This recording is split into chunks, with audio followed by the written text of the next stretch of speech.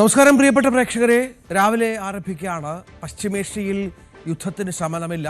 പരസ്പരം വെല്ലുവിളികളുമായി ട്രംപും ഇറാനും രംഗത്തുണ്ട്. ഹോർമുസ് കടലിടുക്ക് പൂർണ്ണമായും അടയ്ക്കുമെന്നാണ് ഇറാന്റെ പുതിയ വെല്ലുവിളി. അത് ലോകക്രമത്തിന് വലിയ ഭീഷണിയാകുമെന്ന കാര്യത്തിൽ സംശയമില്ല.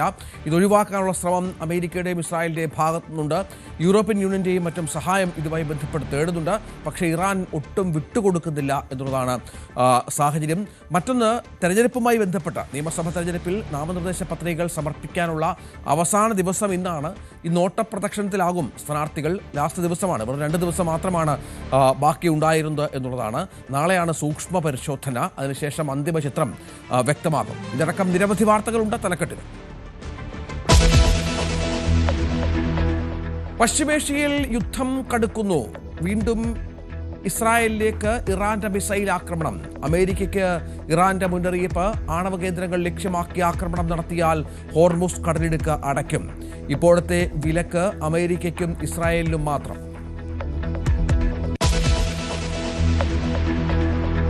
നാമനിർദ്ദേശ പത്രികാ സമർപ്പണത്തിനുള്ള സമയപരിധി ഇന്ന് അവസാനിക്കും. പ്രതിപക്ഷ നേതാവടക്കമുള്ള സ്ഥാനാർത്ഥികൾ ഇന്ന് പത്രിക നൽകും. ഇതുവരെ പത്രിക നൽകിയത് 341 പേർ. സൂക്ഷ്മ പരിശോധന നാളെ.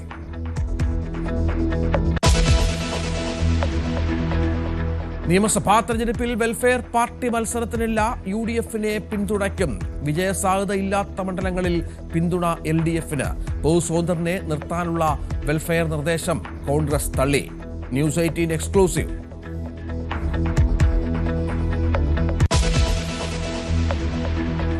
സംസ്ഥാനം ചുട്ടുപൊള്ളുന്നു.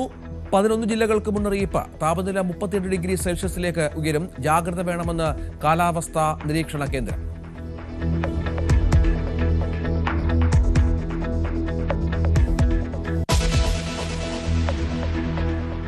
വാർത്തകളുടെ വിശദാംശങ്ങളിലേക്ക് കടക്കാം. തെരഞ്ഞെടുപ്പ് ചൂട് കനക്കുന്നു. വികസനത്തിന്റെ പരവധാനി വിരിച്ച് കാരവങ്ങളും ആർപ്പുവിളികളും ആവേശത്തോടെ കേരളം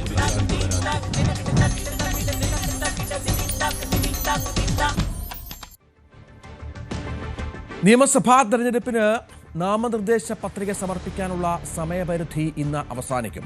നാളെയാണ് സൂക്ഷ്മ പരിശോധന. സംസ്ഥാനത്ത് ഇതുവരെ ലഭിച്ചത് 607 നാമനിർദ്ദേശ പത്രികകളാണ്. 341 സ്ഥാനാർത്ഥികളാണ് ഇതുവരെ നാമനിർദ്ദേശ പത്രിക നൽകിയത്. VV അരുൺ ഏറ്റവും പുതിയ വിവരങ്ങളുമായി ചേരും. അരുണ്, കുറഞ്ഞ ദിവസങ്ങൾ മാത്രം ഉണ്ടായിരുന്ന ഒരു പ്രൊസീജിയറാണ്, അത് ഇന്ന് അവസാനിക്കുന്നു. ഇന്ന് സ്ഥാനാർത്ഥികളെല്ലാം വളരെ വേഗം കാര്യങ്ങൾ പൂർത്തിയാക്കാനുള്ള ഓട്ടപ്രദർശനത്തിലായിരിക്കും. എന്ത് മനസ്സിലാക്കണം?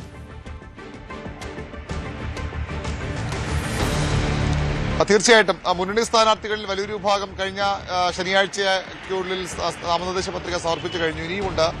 തിരുവനന്തപുരത്തിലെ പ്രധാനപ്പെട്ട സ്ഥാനാർത്ഥികൾ പലരും ഇനിയും നാമനിർദ്ദേശ പത്രിക സമർപ്പിക്കാൻ ഇന്ന് സമർപ്പിക്കുന്നുണ്ട്. K. ശബരിനാഥൻ പത്രിക സമർപ്പിക്കണം. അതുപോലെ തന്നെ തിരുവനന്തപുരത്തെ സെൻട്രലിലെ സ്ഥാനാർത്ഥി സുധീർ കരമന, അരുവിക്കര ഇടതുമുന്നണി സ്ഥാനാർത്ഥി G. സ്റ്റീഫൻ അടക്കമുള്ളവർ ഇന്ന് പത്രിക സമർപ്പിക്കും. BJP-യുടെ തിരുവനന്തപുരം സെൻട്രലിലെ സ്ഥാനാർത്ഥി കരമന ജയനും ഇന്നാണ് പത്രിക സമർപ്പിക്കുന്നത്. വൈകി പ്രഖ്യാപിക്കപ്പെട്ട സ്ഥാനാർത്ഥികളാണ് ഏറെയും ഈ പത്രികാ സമർപ്പണം ഇന്നത്തേക്ക് മാറ്റിവെച്ചത്.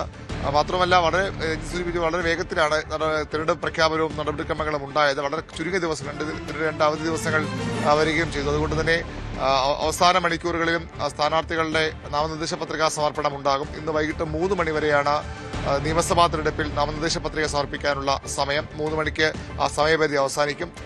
നാളെ നാമനിർദ്ദേശ പത്രികകളുടെ സൂക്ഷ്മ പരിശോധന നടക്കും. വ്യാഴാഴ്ച വരെ പത്രികകൾ പിൻവലിക്കാം. അതോടുകൂടി സംസ്ഥാനത്ത് തെരഞ്ഞെടുപ്പ് ചിത്രം വ്യക്തമാകും. ഇപ്പോഴും പലയിടങ്ങളിലും മുന്നണികൾക്ക് വിമത ശല്യമുണ്ട്. ചിലയിടങ്ങളിലൊക്കെ ഇത് പരിഹരിച്ചു വരുന്നു. ഏറ്റവും കൂടുതൽ വർക്കല വിമത സ്ഥാനാർത്ഥി വരുമെന്ന് BJP വളരെ ആശങ്കയോടെ നിന്നുകൊണ്ട് അവിടെ BDS-ന്റെ ഘടകകക്ഷിയുടെ സ്ഥാനാർത്ഥി പിൻവലിച്ച് CPM-ൽ നിന്നെത്തിയ ഒരു പ്രധാനപ്പെട്ട നേതാവിനെ സ്ഥാനാർത്ഥിയാക്കി അവിടെ BJP തങ്ങളുടെ പ്രവർത്തകരുടെ വികാരം മാനിച്ചു. കോൺഗ്രസിനും ചിലയിടങ്ങളിൽ അവർക്ക് വിമതന്മാരെ പിൻവലിപ്പിക്കാൻ കഴിഞ്ഞിട്ടുണ്ട്. ഇപ്പോഴും ആ വിമത ശല്യമുണ്ട്. പക്ഷേ CPM-ലെ വിമതന്മാരൊന്നും പിന്മാറുന്ന വിമതന്മാർ, അതിൽ പ്രധാനപ്പെട്ട 4 നേതാക്കളാണ് UDF-ലേക്ക് പോയി അവരുടെ പിന്തുണയോടുകൂടി മത്സരിക്കുന്നത്.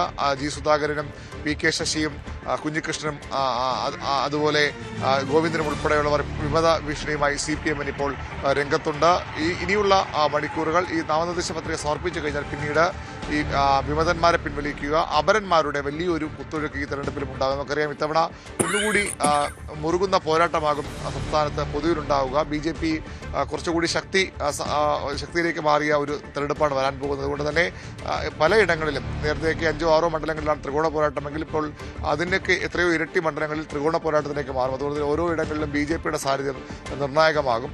അതുകൊണ്ട് തന്നെ ഈ അപരന്മാരെ കൂടി ഇറക്കി മുന്നണികൾ തങ്ങളുടെ ഭാഗ്യപരീക്ഷണത്തിനും എതിരാളികളുടെ വഴിയടയ്ക്കാനുള്ള ശ്രമങ്ങളിലേക്ക് കടക്കുമെന്നും ഉറപ്പാണ്. നാമനിർദ്ദേശ പത്രികാ സമർപ്പണം കഴിഞ്ഞാൽ വ്യാഴാഴ്ച വരെയുള്ള സമയം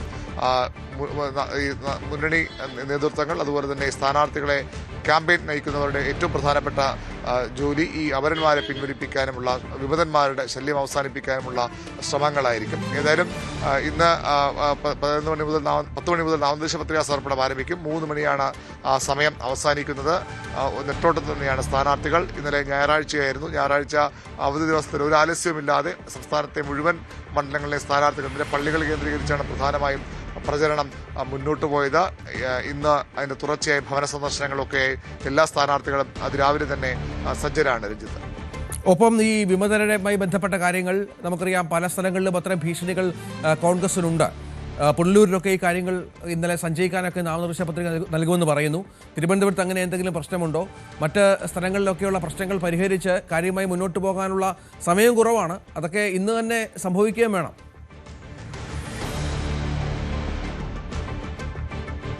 തീർച്ചയായിട്ടും ഇന്ന് തന്നെ ആ നടപടിക്രമങ്ങളുമായി മുന്നോട്ട് പോകണം. വളരെ വേഗത്തിൽ ഈ ആദ്യം വിമതശല്യം, പിന്നീട് അപരശല്യം, ഇത് രണ്ടുമാണ് മുന്നണികൾക്ക് എല്ലാ തെരഞ്ഞെടുപ്പിലും ഒരു പ്രധാന വെല്ലുവിളിയായി വരാനുള്ളത്. കോൺഗ്രസിനൊക്കെ ഇനിയും കാരണം സ്ഥാനാർത്ഥി നിർണ്ണയവുമായി ബന്ധപ്പെട്ട് തർക്കങ്ങളൊക്കെ വലിയ രീതിയിലുണ്ടായിരുന്നതാണ്. പലർക്കും ഈ സ്ഥാനാർത്ഥി പ്രതീക്ഷിച്ചവർക്ക് കിട്ടാതെ പോയിട്ടുണ്ട്. അവർ തന്നെയാണ് ഈ വിമതന്മാരായി രംഗത്തുള്ളത്. അവരെ പിൻവലിപ്പിക്കാനുള്ള അവസാനവട്ട ശ്രമങ്ങളിലാകും ഇനിയുള്ള മണിക്കൂറുകളിൽ സ്ഥാനാർത്ഥികളുടെ തെരഞ്ഞെടുപ്പ് ക്യാമ്പയിൻ നയിക്കുന്നവരും അതുപോലെ തന്നെ മുന്നണി നേതാക്കളുമൊക്കെ പരമാവധി വിമതശല്യം അപരശല്യം ഒഴിവാക്കാൻ കഴിയുമെന്ന പ്രതീക്ഷയിലാണ് മുന്നണികൾ മുന്നോട്ട് പോകുന്നത്. തെരഞ്ഞെടുപ്പിന്റെ ഓരോ പ്രചരണ അജണ്ടയും ഓരോ ദിവസവും മാറുന്നു. ഏറ്റവും ഒടുവിൽ ഡീൽ എന്ന ആരോപണമാണ്. CPM BJP ഡീലെന്ന് കോൺഗ്രസും CPMുമായി ഡീലെന്ന് BJPയും ഒക്കെ ആരോപിക്കുന്ന നിലയിലേക്ക് കാര്യങ്ങൾ എത്തുന്നു. ഏതായാലും എന്താണ് ഡീൽ എന്ന കാര്യത്തിലൊക്കെ ഇനിയുള്ള ദിവസങ്ങളിൽ കുറച്ചുകൂടി വ്യക്തത വരും. അപ്രവചനീയമായ ഫലങ്ങൾ പലയിടങ്ങളിലും ഉണ്ടാകാം. വളരെ കടുത്ത പോരാട്ടങ്ങൾ നേരത്തെ ഉള്ളതിനേക്കാൾ പല മണ്ഡലങ്ങളിലും ഉണ്ടാകാനും ഇടയുണ്ട്. പ്രചരണ വിഷയങ്ങൾ ഓരോ സ്ഥലത്തും മറിയുമെന്ന് ഉറപ്പാണ്. സ്വർണ്ണക്കൊള്ള വിഷയം വീണ്ടും ശക്തമായി തന്നെ ഇന്നലെയൊക്കെ നമ്മൾ ശ്രദ്ധിക്കുന്ന പ്രസംഗങ്ങളിലൊക്കെ വരുന്ന സ്വർണ്ണക്കൊള്ള ഒന്നുകൂടി സജീവമായി. ഈ തെരഞ്ഞെടുപ്പിന്റെ തുടക്കത്തിൽ അത് അത്ര സജീവമായിരുന്നു. പക്ഷേ ഇപ്പോൾ സ്വർണ്ണക്കൊള്ള വിഷയം കൂടി ഈ തെരഞ്ഞെടുപ്പിന്റെ മുന്നിലേക്ക് കൊണ്ടുവരാൻ ബോധപൂർവം BJPയും കോൺഗ്രസും ശ്രമിക്കുന്നുണ്ട്. CPMനെ പ്രതിരോധിക്കാനുള്ള ശ്രമങ്ങളിലുമാണ്. സ്വർണ്ണക്കൊള്ള തീർച്ചയായിട്ടും ഈ തെരഞ്ഞെടുപ്പിലും ചർച്ചാ വിഷയമായി മാറുമെന്ന് നേരത്തെ തന്നെ ഉറപ്പായതാണ്. പക്ഷേ ഒരു പതിഞ്ഞ താളത്തിലാണ് സ്വർണ്ണക്കൊള്ള വിഷയത്തിൽ ഈ പ്രചരണം തുടങ്ങിയത്. പക്ഷേ അതൊന്നുകൂടി മുറുകി വരുന്നു എന്നുള്ളതാണ് ഈ ദിവസങ്ങളിൽ ഏറ്റവും പ്രധാനപ്പെട്ട പ്രത്യേകത. ശരി, ഏതായാലും വളരെ പ്രധാനപ്പെട്ട വിവരം എന്നുള്ളത് ഈ നിയമസഭാ തെരഞ്ഞെടുപ്പുമായി ബന്ധപ്പെട്ട നാമനിർദ്ദേശ പത്രിക സമർപ്പിക്കാനുള്ള അവസാന ദിവസം ഇന്ന് തന്നെയാണ്. ഇതുമായി ബന്ധപ്പെട്ട നടപടിക്രമങ്ങൾ വളരെ വേഗം സ്ഥാനാർത്ഥികൾക്ക് പൂർത്തിയാക്കേണ്ടതുണ്ട്. അതിനുശേഷം വേണം തെരഞ്ഞെടുപ്പ് കളത്തിലേക്ക് കാര്യമായി ഇറങ്ങാൻ. ഇപ്പോൾ തന്നെ തെരഞ്ഞെടുപ്പ് ചൂടിലാണ്. നമുക്കറിയാം, വേനൽ ചൂട് വല്ലാതെ വർദ്ധിച്ചിരിക്കുന്നൊരു പശ്ചാത്തലമുണ്ട്. ഇതിനിടയിലാണ് നിയമസഭാ തെരഞ്ഞെടുപ്പും അതുമായി ബന്ധപ്പെട്ട ചൂടും സജീവമാകുന്നത്. ഇന്ന് നാളെയോടുകൂടി ഏതാണ്ട് അന്തിമ ചിത്രം അറിയാൻ സാധിക്കും. സംസ്ഥാനത്തുടനീളം വലിയ തോതിൽ നാമനിർദ്ദേശ പത്രികകൾ സമർപ്പിക്കുന്നുണ്ട്. നിയമസഭാ തെരഞ്ഞെടുപ്പിൽ നാമനിർദ്ദേശ പത്രികയുള്ള സമയപരിധിയാണ് ഇന്ന് അവസാനിക്കുന്നത്. 607ഓളം പത്രികകൾ ഇതിനകം ലഭിച്ചിട്ടുണ്ട്. നൽകിയതാകട്ടെ 341 സ്ഥാനാർത്ഥികളും. ശബരിമല വിഷയത്തിൽ LDFും BJPയും തമ്മിൽ ഡീൽ ഉറപ്പിച്ചിട്ടുണ്ട് എന്ന് UDF കൺവീനർ അടൂർ പ്രകാശ്. കേരളത്തിൽ പല സ്ഥലങ്ങളിലും ഇപ്പോൾ അതാണ് നടക്കുന്നത്. കേരളത്തിലെ വിശ്വാസികളോടുള്ള വെല്ലുവിളിയാണ് ഇത് എന്നും അടൂർ പ്രകാശ് ആരോപിച്ചു. തീർച്ചയായും കേരളത്തിൽ LDFും BJPയും തമ്മിൽ ഒരു ഡീല് ഉറപ്പിച്ചിരിക്കുകയാണ്. ആ ഡീൽ ഉറപ്പിച്ചതിന്റെ അടിസ്ഥാനത്തിൽ പലയിടങ്ങളിലും ഇതുപോലെയുള്ള ശബ്ദം കേൾക്കേണ്ടതായിട്ട് വരും. ആ ശബ്ദം കേൾക്കുക എന്ന് പറയുന്നത് കേരളത്തിലെ ജനങ്ങളോട് കാണിക്കുന്ന, വിശ്വാസികളോട് കാണിക്കുന്ന ഏറ്റവും മോശപ്പെട്ട പ്രവർത്തനമാണ്. അതിന്റെ ഒരു ഭാഗമായിട്ടാണ് റാന്നിയിലെ സ്ഥാനാർത്ഥി പറഞ്ഞിട്ടുണ്ട് എങ്കിൽ നിങ്ങളത് കാണേണ്ടതായിട്ട്. നിയമസഭാ തെരഞ്ഞെടുപ്പ് ഇടതുമുന്നണിയെ പിന്തുണയ്ക്കാൻ തീരുമാനിച്ചതായി PDP. നിരവാധിക പിന്തുണയല്ല, ഞങ്ങൾ വ്യക്തമായ ചർച്ചയുടെ അടിസ്ഥാനത്തിലെടുത്ത തീരുമാനമാണ് എന്നും PDP നേതാക്കൾ പറഞ്ഞു. സർക്കാർ രൂപീകരിക്കുമ്പോൾ ഒരു ഘടകകക്ഷിക്ക് നൽകുന്ന പരിഗണന കിട്ടും. 2001-ൽ UDF-ന് പിന്തുണ നൽകിയിരുന്നു. അന്ന് ഫാസിസത്തിനെതിരെ കുടപിടിക്കുന്ന നിലപാടാണ് AK ആന്റണി എടുത്തത്. PDP എന്നും PDP നേതാക്കൾ ഇതുമായി ബന്ധപ്പെട്ട് പറഞ്ഞു. ഈ വരാൻ പോകുന്ന നിയമസഭാ തെരഞ്ഞെടുപ്പിൽ പാർട്ടി എടുത്ത തീരുമാനം ഇടതുപക്ഷ ജനാധിപത്യ മുന്നണിയെ പിന്തുണയ്ക്കാനാണ്. അബ്ദുൽ നാസർ മഅ്ദനി അക്കാര്യം ഇവിടെ പ്രഖ്യാപിച്ചത്. ഇടതുപക്ഷ ജനാധിപത്യ മുന്നണിയെ പിന്തുണയ്ക്കാൻ അടിസ്ഥാനപരമായ ചില കാരണങ്ങളുമുണ്ട്. കേരളത്തിൽ ഉയർന്നു വരുന്ന മതഭീകര രാഷ്ട്രവാദത്തിനെതിരെയുള്ള സംഘപരിവാറിൻ്റെ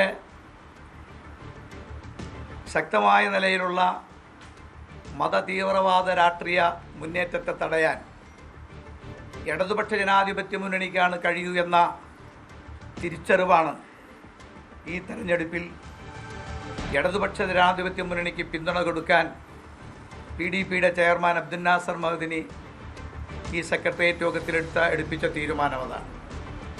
ആ തീരുമാനമാണ് ഇന്നിവിടെ പ്രഖ്യാപിച്ചത്.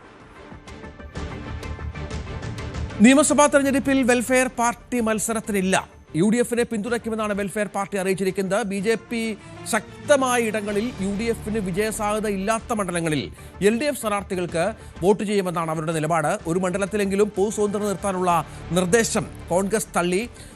MS അനീഷ് കുമാർ വിവരങ്ങൾ പങ്കുവെക്കും. ഏതായാലും അനീഷ്, വെൽഫെയർ പാർട്ടി അത്യാവശ്യം ചില മണ്ഡലങ്ങളിലെങ്കിലും 12,000, 3,000, 4,000 വോട്ടുകളൊക്കെ ഉള്ളൊരു പാർട്ടിയാണ്. ഈ വലിയൊരു വാശിയേറിയ പോരാട്ടം നടക്കുമ്പോൾ അത് അവർ UDF-നെ പിന്തുണയ്ക്കുന്നു എന്ന് പറയുന്നത് സ്വാഭാവികമായും അവർക്കുള്ള ഒരു പ്ലസ്സാണ്. ലോക്സഭാ തെരഞ്ഞെടുപ്പിലും ഏതാണ്ട് അതേ നിലപാട് വെൽഫെയർ പാർട്ടി സ്വീകരിച്ചിരുന്നു. എന്താണ് ഇപ്പോൾ ഇവരുടെ ഏറ്റവും പുതിയ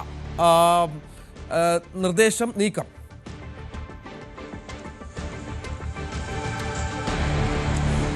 രഞ്ജിത്ത്, നിയമസഭാ തെരഞ്ഞെടുപ്പുമായി ബന്ധപ്പെട്ട പത്രികാ സമർപ്പണം അതിൻ്റെ അവസാന ഘട്ടത്തിലേക്ക് നീങ്ങുമ്പോഴും സംസ്ഥാനത്ത് ഒരിടത്തും വെൽഫെയർ പാർട്ടി സ്വന്തം നിലയ്ക്ക് മത്സരിക്കാനായി സ്ഥാനാർത്ഥികളെ നിർത്തിയിട്ടില്ല.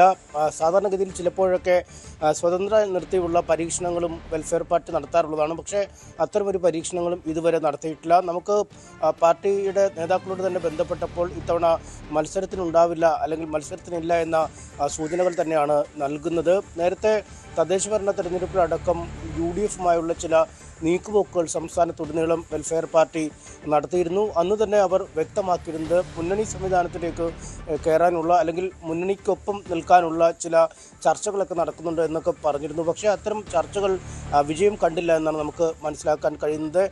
പൊതു സ്വതന്ത്രരെ നിർത്തണമെന്ന ആവശ്യവുമായി UDF-നെ സമീപിക്കുന്ന ഒരു സാഹചര്യവും ഉണ്ടായിരുന്നു. അത്തരം ചില പ്രാഥമികമായ ചർച്ചകൾ അല്ലെങ്കിൽ കുറച്ചുകൂടി വിപുലമായ ചർച്ചകൾ UDF-ൽ അവർ നടത്തിയെന്നാണ് നമുക്ക് അറിയാൻ കഴിയുന്നത്. 2 സ്ഥാനാർത്ഥികളെ സ്വതന്ത്ര രീതിയിൽ മുന്നോട്ട് വെക്കുകയും അവർ UDF സ്ഥാനാർത്ഥികളെ അവതരിപ്പിക്കുകയും അവർക്ക് പുറത്തുനിന്നും പിന്തുണ നൽകുന്ന ഒരു രീതിയിലെ ഒരു ആലോചനകൾ നടക്കുകയും ചെയ്തിരുന്നു.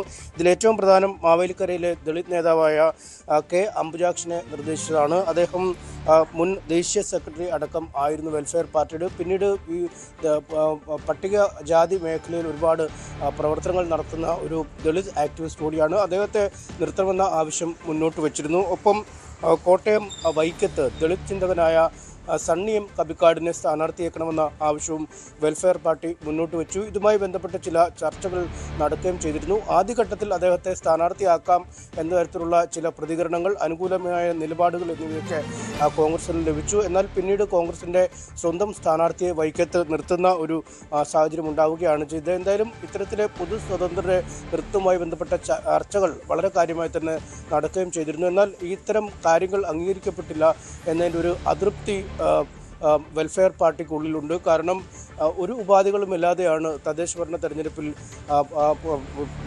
പിന്തുണച്ചത്, അല്ലെങ്കിൽ അവരുമായി ഒത്തുചേർന്നുള്ള മത്സരം നടന്നത്. ഒപ്പം ചില ഇടങ്ങളിൽ ഒറ്റയ്ക്ക് വെൽഫെയർ പാർട്ടി മത്സരിക്കുകയും കുറച്ച് അധികം സീറ്റുകളൊക്കെ കഴിഞ്ഞ തദ്ദേശ ഭരണ തെരഞ്ഞെടുപ്പിൽ നേടുകയും ചെയ്യുന്നൊരു സാഹചര്യമുണ്ടായി.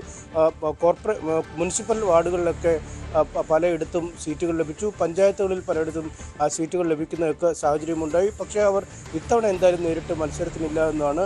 2016 നിയമസഭാ തെരഞ്ഞെടുപ്പിൽ അവർ 41 സീറ്റുകളിലാണ് സംസ്ഥാനത്തൊട്ടാകെ മത്സരിച്ചത്. 2021 ആകുമ്പോഴത്തേക്കും ആ സീറ്റുകളുടെ എണ്ണം 19 കുറഞ്ഞിരുന്നു. മങ്കട് പോലുള്ള ചില മണ്ഡലങ്ങൾ, ചിറയൻകീഴ്, ഒപ്പം കോഴിക്കോട് സൗത്ത് പോലുള്ള ചില മണ്ഡലങ്ങളിലൊക്കെയാണ് വെൽഫെയർ പാർട്ടി കഴിഞ്ഞ വട്ടം മത്സരത്തിനിറങ്ങുന്നത്. പക്ഷേ ഇത്തവണ അത്തരം മണ്ഡലങ്ങൾ കൂടി ഇറങ്ങുന്നില്ല എന്നതാണ് ഇതിലേറ്റവും പ്രധാനമായി ചൂണ്ടിക്കാണിക്കാൻ കഴിയുന്ന കാര്യം. UDF-മായി ഒരു ബന്ധം ഇത്തവണയും തുടരാൻ തന്നെയാണ് അവർ തീരുമാനിച്ചത്. ഈ BJP-യെ പരാജയപ്പെടുത്തുക എന്നുള്ളതാണ് വെൽഫെയർ പാർട്ടിയുടെ അജണ്ട, അതാണ് മനസ്സിലാകുന്നത്. അതായത് BJP വിജയിക്കുമെന്ന് സാധ്യതയുള്ള ഇപ്പോൾ പാലക്കാട് പോലെയുള്ള മണ്ഡലങ്ങളുണ്ട്, അവിടെ LDF-നെ പിന്തുണയ്ക്കുക, അല്ല അത്തരം മണ്ഡലങ്ങളിൽ LDF-നെ പിന്തുണയ്ക്കുക. കോൺഗ്രസിന് ശക്തിയില്ല എങ്കിൽ അത്തരം നീക്കങ്ങളും വെൽഫെയർ പാർട്ടിയുടെ ഭാഗത്തുനിന്നുണ്ടാകുന്നു. നമുക്കറിയാം വെൽഫെയർ പാർട്ടി പോലെയുള്ള സംഘടനകൾ അത്തരം തീരുമാനമെടുക്കുന്നത് അത്ഭുതമില്ല. അപ്പോൾ ഒരു ഫലത്തിൽ UDF-നും LDF-നും അല്ലെ, ചില മണ്ഡലങ്ങളിൽ LDF-നും പിന്തുണ ഉണ്ടാകും.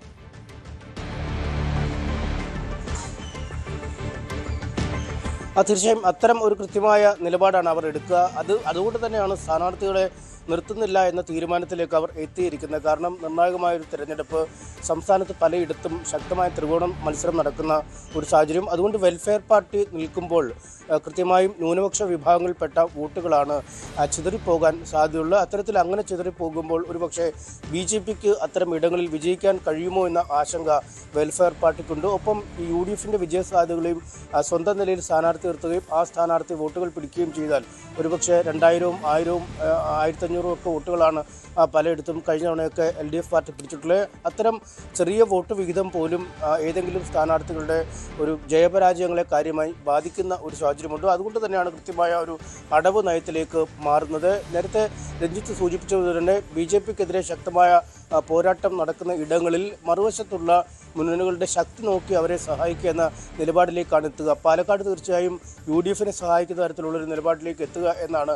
വെൽഫെയർ പാർട്ടിയിൽ നിന്ന് നമുക്ക് മനസ്സിലാക്കാൻ കഴിയുന്നത്. ഒപ്പം പക്ഷേ തിരുവനന്തപുരത്തെ നേമത്തേക്ക് പോയാൽ അവിടെ നേരെ തിരിച്ച് ശിവൻകുട്ടിയെ സഹായിക്കുന്ന തരത്തിലുള്ളൊരു നിലപാടാവും സ്വീകരിക്കുക എന്ന സൂചനയാണ് ഇവർ നൽകുന്നത്. അങ്ങനെ ഓരോ മണ്ഡലങ്ങളിലെയും കാര്യങ്ങൾ പ്രത്യേകം പരിഗണിക്കും. അവിടെ വിജയസാധ്യത ആർക്കാണ്, അല്ലെങ്കിൽ ആർക്കാണ് BJP-യെ പരാജയപ്പെടുത്താൻ കഴിയുക എന്നൊരു കൃത്യമായ നിലപാട് മനസ്സിലാക്കും. അതിനുശേഷമാവും അവിടെ ആർക്ക് പിന്തുണ നൽകണം എന്ന കാര്യത്തിൽ ഒരു തീരുമാനമെടുക്കുക. എന്തായാലും ഇത്തരത്തിൽ കൃത്യമായ ഒരു അജണ്ട പ്രകാരമാണ് അവരുടെ പിന്തുണയുടെ കാര്യത്തിൽ തീരുമാനമെടുത്തിരിക്കുന്നത്. പക്ഷേ നമുക്കറിയാം CPM കൃത്യമായ ഒരു വിമർശനം ജമാഅത്തെ ഇസ്ലാമിക്കെതിരെ അല്ലെങ്കിൽ വെൽഫെയർ പാർട്ടിക്കെതിരെയൊക്കെ ഉന്നയിക്കുന്ന ഒരു സാഹചര്യമുണ്ട്. പഞ്ചായത്ത് തെരഞ്ഞെടുപ്പിലും ഇത്തരം കൂട്ടുകെട്ടിനെ തുറന്നു കാണിക്കാനുള്ള ശ്രമം CPM-ന്റെ ഭാഗത്തുനിന്നും ഉണ്ടായിരുന്നു. ഏറ്റവും ഒടുവിൽ നമുക്കറിയാം സൗത്തിലെ സ്ഥാനാർത്ഥിയായ അഹമ്മദ് ദേവർകോവിൽ ഫാത്തിമ തെഹ്ലിക്കെതിരെ വിമർശനം ഉന്നയിക്കുകയും അവർ ജമാഅത്തെ ഇസ്ലാമിയുടെ നോമിനിയാണ്, വെൽഫെയർ പാർട്ടിയുടെ മാതൃസംഘടന അല്ലെങ്കിൽ അവരെ നയിക്കുന്നത് ജമാഅത്തെ ഇസ്ലാമിയാണ്, അത്തരം ജമാഅത്തെ ഇസ്ലാമിയുടെ നോമിനിയാണ് എന്ന രീതിയിലുള്ള ഒരു ആരോപണം ഉന്നയിക്കുകയും അത് വലിയ ചർച്ചാ വിഷയമായി തെരഞ്ഞെടുപ്പ് രംഗത്ത് മാറുകയും ചെയ്തു. സനീഷ് കുമാർ വിവരങ്ങൾ പങ്കുവെക്കുകയാണ്. വെൽഫെയർ പാർട്ടിയുടെ പിന്തുണ ഇത്തവണ UDF-നാകും. അവർ മത്സരത്തിനില്ല. UDF പരാജയപ്പെടും, അല്ലെങ്കിൽ UDF-ന് ശക്തിയില്ലാത്ത സ്ഥലങ്ങളിൽ BJP വിജയിക്കുമെന്ന് വന്നാൽ അവിടെ LDF-നെ പിന്തുണയ്ക്കാനും വെൽഫെയർ പാർട്ടി തീരുമാനിച്ചിട്ടുണ്ട്. ഫലത്തിൽ UDF-നും LDF-നും വെൽഫെയർ പാർട്ടിയുടെ പിന്തുണ ഉണ്ടാകും എന്നാണ് മനസ്സിലാക്കേണ്ടത്. ഇതുമായി ബന്ധപ്പെട്ട നിലപാടുകൾ വ്യക്തമാക്കേണ്ടത് അതാത് മുന്നണികളും പാർട്ടികളും മറ്റുമാണ്. അതിനെ കാത്തിരുന്ന് കാണുകയും ചെയ്യാം. BJP-യെ പരാജയപ്പെടുത്തുക എന്നുള്ളത് SDPI-യുടെ മാത്രം ബാധ്യതയല്ലെന്ന് SDPI ജില്ലാധ്യക്ഷനും കാസർഗോഡ് മണ്ഡലം സ്ഥാനാർത്ഥിയുമായ CL സവാദ്. BJP പേടി പറഞ്ഞ് വോട്ട് തട്ടുകയും തന്ത്രം മാറ്റി വികസനം പറഞ്ഞ് വോട്ട് ചോദിക്കണമെന്നും സവാദ് ന്യൂസ് 18-നോട് പറഞ്ഞു. മഞ്ചേശ്വരം, കാസർഗോഡ് മണ്ഡലങ്ങളിൽ മുസ്ലിം ലീഗിന് കനത്ത വെല്ലുവിളിയായി മാറുകയാണ് SDPI സ്ഥാനാർത്ഥികൾ. മഞ്ചേശ്വരത്ത് AKM അഷ്റഫിന് അപരനായി KM അഷ്റഫാണ് SDPI സ്ഥാനാർത്ഥി. BJP-യും മുസ്ലിം ലീഗും ഇഞ്ചോടിഞ്ച് പോരാട്ടം നടക്കുന്ന മണ്ഡലങ്ങളാണ് ഇവ രണ്ടും. News 18 exclusive. BJP-യും മുസ്ലിം ലീഗും നേർക്കുനേർ മത്സരം നടക്കുന്ന കാസർഗോഡ് മണ്ഡലത്തിൽ ഇത്തവണ SDPI-യുടെ സാന്നിധ്യം ഉണ്ട് എന്നതാണ് മറ്റൊരു പ്രധാനപ്പെട്ട കാര്യം. അതോടൊപ്പം LDF ഷഹനാസ് പാദൂറിനെയാണ് ഇത്തവണ സ്ഥാനാർത്ഥിയാക്കുന്നത്. എന്തായാലും കാസർഗോഡ് മണ്ഡലത്തിൽ തീപാറും പോരാട്ടമായിരിക്കും എന്ന കാര്യത്തിൽ ഒരു സംശയവുമില്ല. നമ്മോടൊപ്പം SDPI സ്ഥാനാർത്ഥി തന്നെ ചേരുന്നു. CA സവാദാണ്, ജില്ലാ അധ്യക്ഷൻ കൂടിയാണ് അദ്ദേഹം. ഇപ്പോൾ SDPI എന്തുകൊണ്ട് കാസർഗോഡ് മണ്ഡലത്തിൽ ഒരു സ്ഥാനാർത്ഥി നിർത്താൻ ഇപ്പോൾ തീരുമാനിച്ചിരിക്കുന്നു? നിലവിലെ കാസർഗോഡ് മണ്ഡലത്തിലല്ല, കേരളത്തിലെ ഏകദേശം മണ്ഡലങ്ങളിലും പാർട്ടി ഒറ്റയ്ക്ക് മത്സരിക്കും എന്നുള്ളത് സംസ്ഥാന കമ്മിറ്റിയുടെ തീരുമാനമാണ്. അതിൻ്റെ ഭാഗമായി ആദ്യഘട്ടങ്ങളിൽ കാസർഗോഡിൽ മണ്ഡലം പ്രഖ്യാപിച്ചു. വരും ദിവസങ്ങളിൽ മറ്റുള്ള മണ്ഡലങ്ങളിലും പ്രഖ്യാപനം ഉണ്ടാകുന്നതാണ് സ്റ്റേറ്റ് കമ്മിറ്റിയുടെ അറിയിപ്പ്. വോട്ടുകൾ ഭിന്നിക്കുന്ന ഒരു സാഹചര്യം ഉണ്ടാവില്ല SDPIയുടെ സാന്നിധ്യം ഉണ്ടാകുമ്പോൾ? അങ്ങനെയുള്ളൊരു സാധ്യത നമ്മൾ ഇതിൽ കണ്ടെത്തിയിട്ടില്ല. അങ്ങനൊരു വോട്ട് ഭിന്നിപ്പിൻ്റെ സാധ്യത ഇല്ല.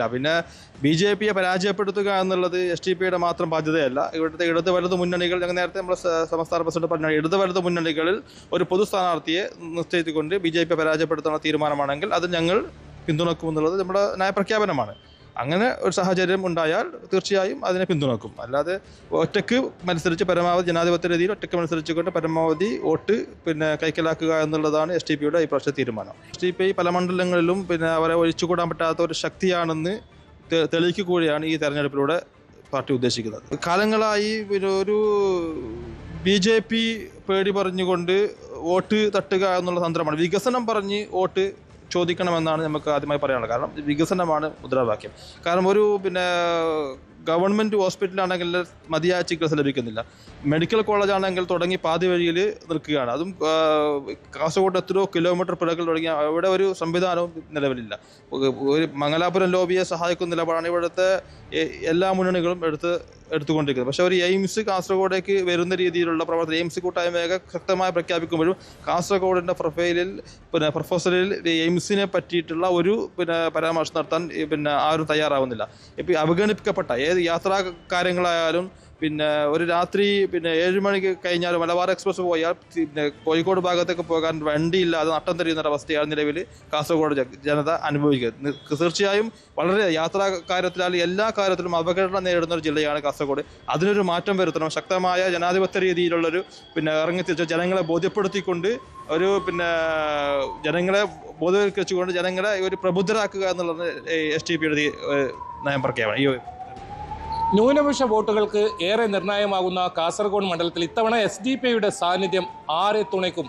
അത് ഏറ്റവും നിർണായകമാണ്. ഏതായാലും കാസർഗോട്ടെ ഫലം അത് പ്രവചനാതീതം തന്നെ. KB Baiju, News 18 Kasaragod.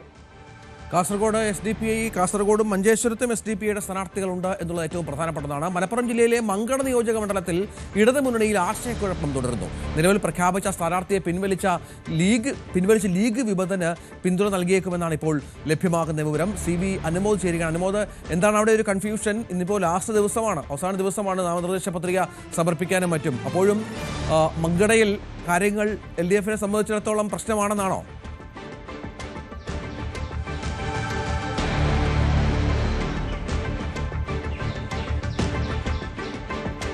അനുമതി കേൾക്കാമോ? മങ്കടയിലാണ് ഇപ്പോൾ LDFന് ചില കൺഫ്യൂഷൻസ് ഉണ്ടാകുന്നത്. ലീഗ് വിമതന് അവിടെ പിന്തുണ നൽകും എന്നുള്ള ഏറ്റവും പ്രധാനപ്പെട്ട വിവരം ഇപ്പോൾ പുറത്തു വരുന്നുണ്ട്. ഇന്ന് നമുക്കറിയാം മങ്കട മണ്ഡലമെന്ന് പറയുന്നത് വളരെ പ്രധാനപ്പെട്ട ലീഗിനെ സംബന്ധിച്ചിടത്തോളം ഒക്കെ വളരെ പ്രധാനപ്പെട്ട ഒരു സ്ഥലം കൂടിയാണ്. എന്തുകൊണ്ടാണ് അവിടെ ഒരു കൺഫ്യൂഷൻ അനുമോദ് ഇടതുമുന്നണിയിൽ? Good morning Ranjith. ഇടതുപക്ഷത്തെ സംബന്ധിച്ച് അവിടെ കൺഫ്യൂഷൻസ് ഇപ്പോൾ മാറിക്കൊണ്ടിരിക്കുകയാണ്. അവിടെ ലീഗ് വിമതരായ കുന്നത്ത് മുഹമ്മദിനെ പിന്തുണയ്ക്കാൻ ഏകദേശം ധാരണയായിട്ടുണ്ട്. ഇതിലൊരു പ്രഖ്യാപനം മാത്രമാണ് ഇനി ബാക്കിയുള്ളത്. നിലവിൽ പ്രഖ്യാപിച്ച MP അലവി എന്ന ഇടതുപക്ഷ സ്ഥാനാർത്ഥിയെ പിൻവലിക്കാനുള്ള ഒരു തീരുമാനവും പാർട്ടി കൈക്കൊണ്ടിട്ടുണ്ട്. അതായത് ഇത്തവണ മങ്കടയിൽ ലീഗ് വിമതനായ കുന്നത്ത് മുഹമ്മദായിരിക്കും ഇടതുപക്ഷത്തിന്റെ സ്ഥാനാർത്ഥിയായിട്ട് ഉണ്ടാവുക. അദ്ദേഹം ഇടതുപക്ഷ സ്വതന്ത്രമായിട്ടായിരിക്കും മത്സരിക്കുക എന്നാണ് നമുക്കറിയാൻ കഴിയുന്നത്. തന്നെ ഇടതുപക്ഷം പിന്തുണച്ചാൽ താൻ വിജയിക്കുമെന്ന് കഴിഞ്ഞ ദിവസം കുന്നത്ത് മുഹമ്മദ് വാർത്താ സമ്മേളനത്തിൽ വ്യക്തമാക്കിയിരുന്നു. ഇടതുപക്ഷം ഇതിന്റെ സാധ്യതയിലൂടെ പരിശോധിച്ചുകൊണ്ട് തന്നെയാണ് ഇപ്പോൾ തീരുമാനങ്ങൾ എടുത്തിരിക്കുന്നത്. ഇന്ന് ഉച്ചയോടെ അക്കാര്യത്തിൽ പ്രഖ്യാപനത്തിലേക്ക് എത്തും. തീരുമാനം ഏകദേശം കുന്നത്ത് മുഹമ്മദിനെ പിന്തുണയ്ക്കുക എന്നുള്ളത് തന്നെയാണ്. പക്ഷേ അത് പ്രഖ്യാപനത്തിലേക്ക് എത്തുന്ന ഉച്ചയോടെ ആകുമെന്നാണ് എന്നാണ് അറിയാൻ കഴിയുന്നത്. നമുക്കറിയാം മങ്കടയിലെ ഒരു ഇടതുപക്ഷത്തിന് പലതവണ വിജയിക്കാൻ സാധ്യതയുള്ള ഒരു മണ്ഡലങ്ങളിലൊന്നായിട്ടാണ് കണ്ടിരിക്കുന്നത്. പലവട്ടം നേരിയ മാർജിനിലാണ് അവിടെ മണ്ഡലം നഷ്ടമായിട്ടുള്ളത്. അപ്പോൾ ഇത്തവണ മഞ്ഞളാംകുഴിയിൽ വീണ്ടും മത്സരിക്കുമ്പോൾ അതിനെതിരെ ലീഗിൽ ഉയർന്നിരിക്കുന്ന ഈ ഒരു ആഭ്യന്തര കലഹം മുതലെടുക്കുക എന്ന നീക്കമാണ് എന്ന ആലോചനയാണ് ഇടതുപക്ഷത്തിന്റെ ഭാഗത്തും ഉണ്ടായിരിക്കുന്നത്. സ്വാഭാവികമായിട്ടും അവിടെ UDF നിന്നുള്ള വോട്ടുകൾ തന്നെയാണ് ഇത്തവണയും LDF ലക്ഷ്യമിടുന്നത്. അതിന് കുന്നത്ത് മുഹമ്മദ് ഒരു പാലമാകും, അല്ലെങ്കിൽ കുന്നത്ത് മുഹമ്മദിലൂടെ അത് സാധിക്കുമെന്ന് തന്നെയാണ് ഇടതുപക്ഷത്തിന്റെ പ്രതീക്ഷ. മറുവശത്ത് മഞ്ഞളാംകുഴിയിലെ ആകട്ടെ വലിയ ആത്മവിശ്വാസത്തോടെ തന്നെയാണ് പ്രചരണത്തിൽ ഇറങ്ങിയിരിക്കുന്നത്. വലിയ ഒരു പിന്തുണയൊന്നും കുന്നത്ത് മുഹമ്മദിനില്ല എന്ന് തന്നെയാണ് അദ്ദേഹം പറയുന്നത്. ചെറിയ തോതിൽ തന്നെ ചില അസ്വാരസ്യങ്ങളുണ്ടെങ്കിലും അതൊന്നും ഫലത്തെ ബാധിക്കുന്ന കാര്യമല്ല. മികച്ച ഭൂരിപക്ഷത്തിൽ വിജയം ഉറപ്പാക്കാൻ കഴിയുമെന്നൊരു കണക്കൂട്ടലാണ് മഞ്ഞളാംകുഴിയിലേക്കുള്ളത്. എന്നാണെങ്കിൽ ഇന്ന് ഉച്ചയോടെ ഇക്കാര്യത്തിൽ ഒരു ഔദ്യോഗിക പ്രഖ്യാപനം വരുന്നതോടെ കുന്നത്ത് മുഹമ്മദ് ലീഗ് വിമതനല്ല, LDFന്റെ സ്വതന്ത്ര സ്ഥാനാർത്ഥിയായിട്ടായിരിക്കും തെരഞ്ഞെടുപ്പിൽ മത്സരിക്കുക. രഞ്ജിത്ത്, CV അനുമോദ് വിവരങ്ങൾ പങ്കുവച്ചു.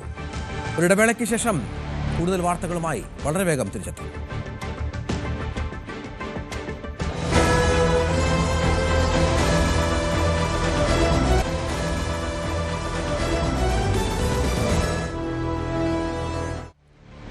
നമുക്ക് ഇനി യുദ്ധവാർത്തകളിലേക്ക് ഒന്ന് പോകണം. പശ്ചിമേഷ്യയിൽ സംഘർഷം കനക്കുകയാണ്.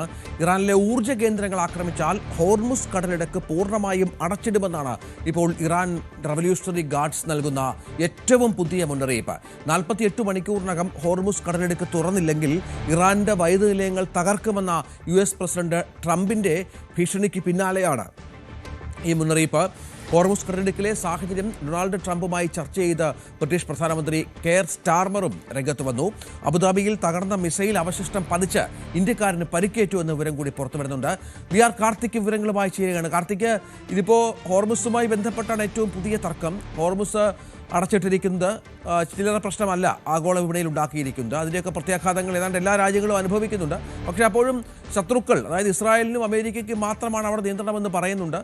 മറ്റു കാര്യങ്ങൾ പൂർണ്ണമായി സുഖകരമല്ല താനും. എന്താണ് ഏറ്റവും പുതിയ വിവരം ഹോർമുസുമായി ബന്ധപ്പെട്ട്?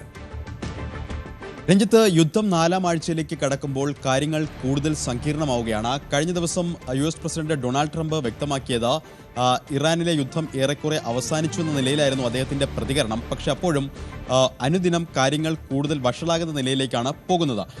കഴിഞ്ഞ ദിവസം US പ്രസിഡന്റ് ഡൊണാൾഡ് ട്രംപ് ഇറാന് നൽകിയ മുന്നറിയിപ്പ് 48 മണിക്കൂറിനുള്ളിൽ ഹോർമുസ് കടലിടുക്ക് പൂർണ്ണമായി തുറക്കണം എന്നാണ്. എന്നാൽ ഇതിനോട് ഇറാൻ പ്രതികരിച്ചത് അതേ നാണയത്തിലാണ് എന്നതാണ് ഏറ്റവും ശ്രദ്ധേയം. മറ്റൊരു മുന്നറിയിപ്പ് കൂടി US പ്രസിഡന്റ് നൽകിയിരുന്നു. അതായത് ഇത്തരത്തിൽ ഹോർമുസ് കടലിടുക്ക് പൂർണ്ണമായി തുറന്നില്ലെങ്കിൽ ഇറാന്റെ വൈദ്യുതി നിലയങ്ങളടക്കം ആക്രമിക്കുമെന്നൊരു മുന്നറിയിപ്പാണ് ട്രംപ് നൽകിയത്. പക്ഷേ ആ ഭീഷണിക്കൊന്നും വഴങ്ങാൻ ഇറാൻ തയ്യാറല്ല. ശക്തമായ ഭാഷയിൽ തന്നെയാണ് ഇറാന്റെ മറുപടി. അത്തരത്തിൽ ഇറാന്റെ ഊർജ്ജ കേന്ദ്രങ്ങളിൽ ഏതെങ്കിലും തരത്തിലുള്ള ആക്രമണം US നടത്തിയാൽ ഹോർമുസ് കടലിടുക്ക് പൂർണ്ണമായി അടച്ചിടും എന്നാണ് ഇറാൻ ഇപ്പോൾ വ്യക്തമാക്കിയിരിക്കുന്നത്. ഇറാൻ റവല്യൂഷണറി ഗാർഡ്സാണ് ഇക്കാര്യം സ്ഥിരീകരിച്ചുകൊണ്ട് ഒരു കനത്ത ഭാഷയിൽ ഡൊണാൾഡ് ട്രംപിന് മറുപടി നൽകിയിരിക്കുന്നത്. സ്വാഭാവികമായും ഇത് കാര്യങ്ങൾ കൂടുതൽ സങ്കീർണമാക്കും. ഹോർമുസ് കടലിടുക്കിൽ ഗതാഗതം പൂർണ്ണമായി തടസ്സപ്പെട്ടിട്ടില്ല എന്നാണ് കഴിഞ്ഞ ദിവസം ഇറാൻ പ്രസിഡന്റ് പെസഷ്കിയാൻ വ്യക്തമാക്കിയത്.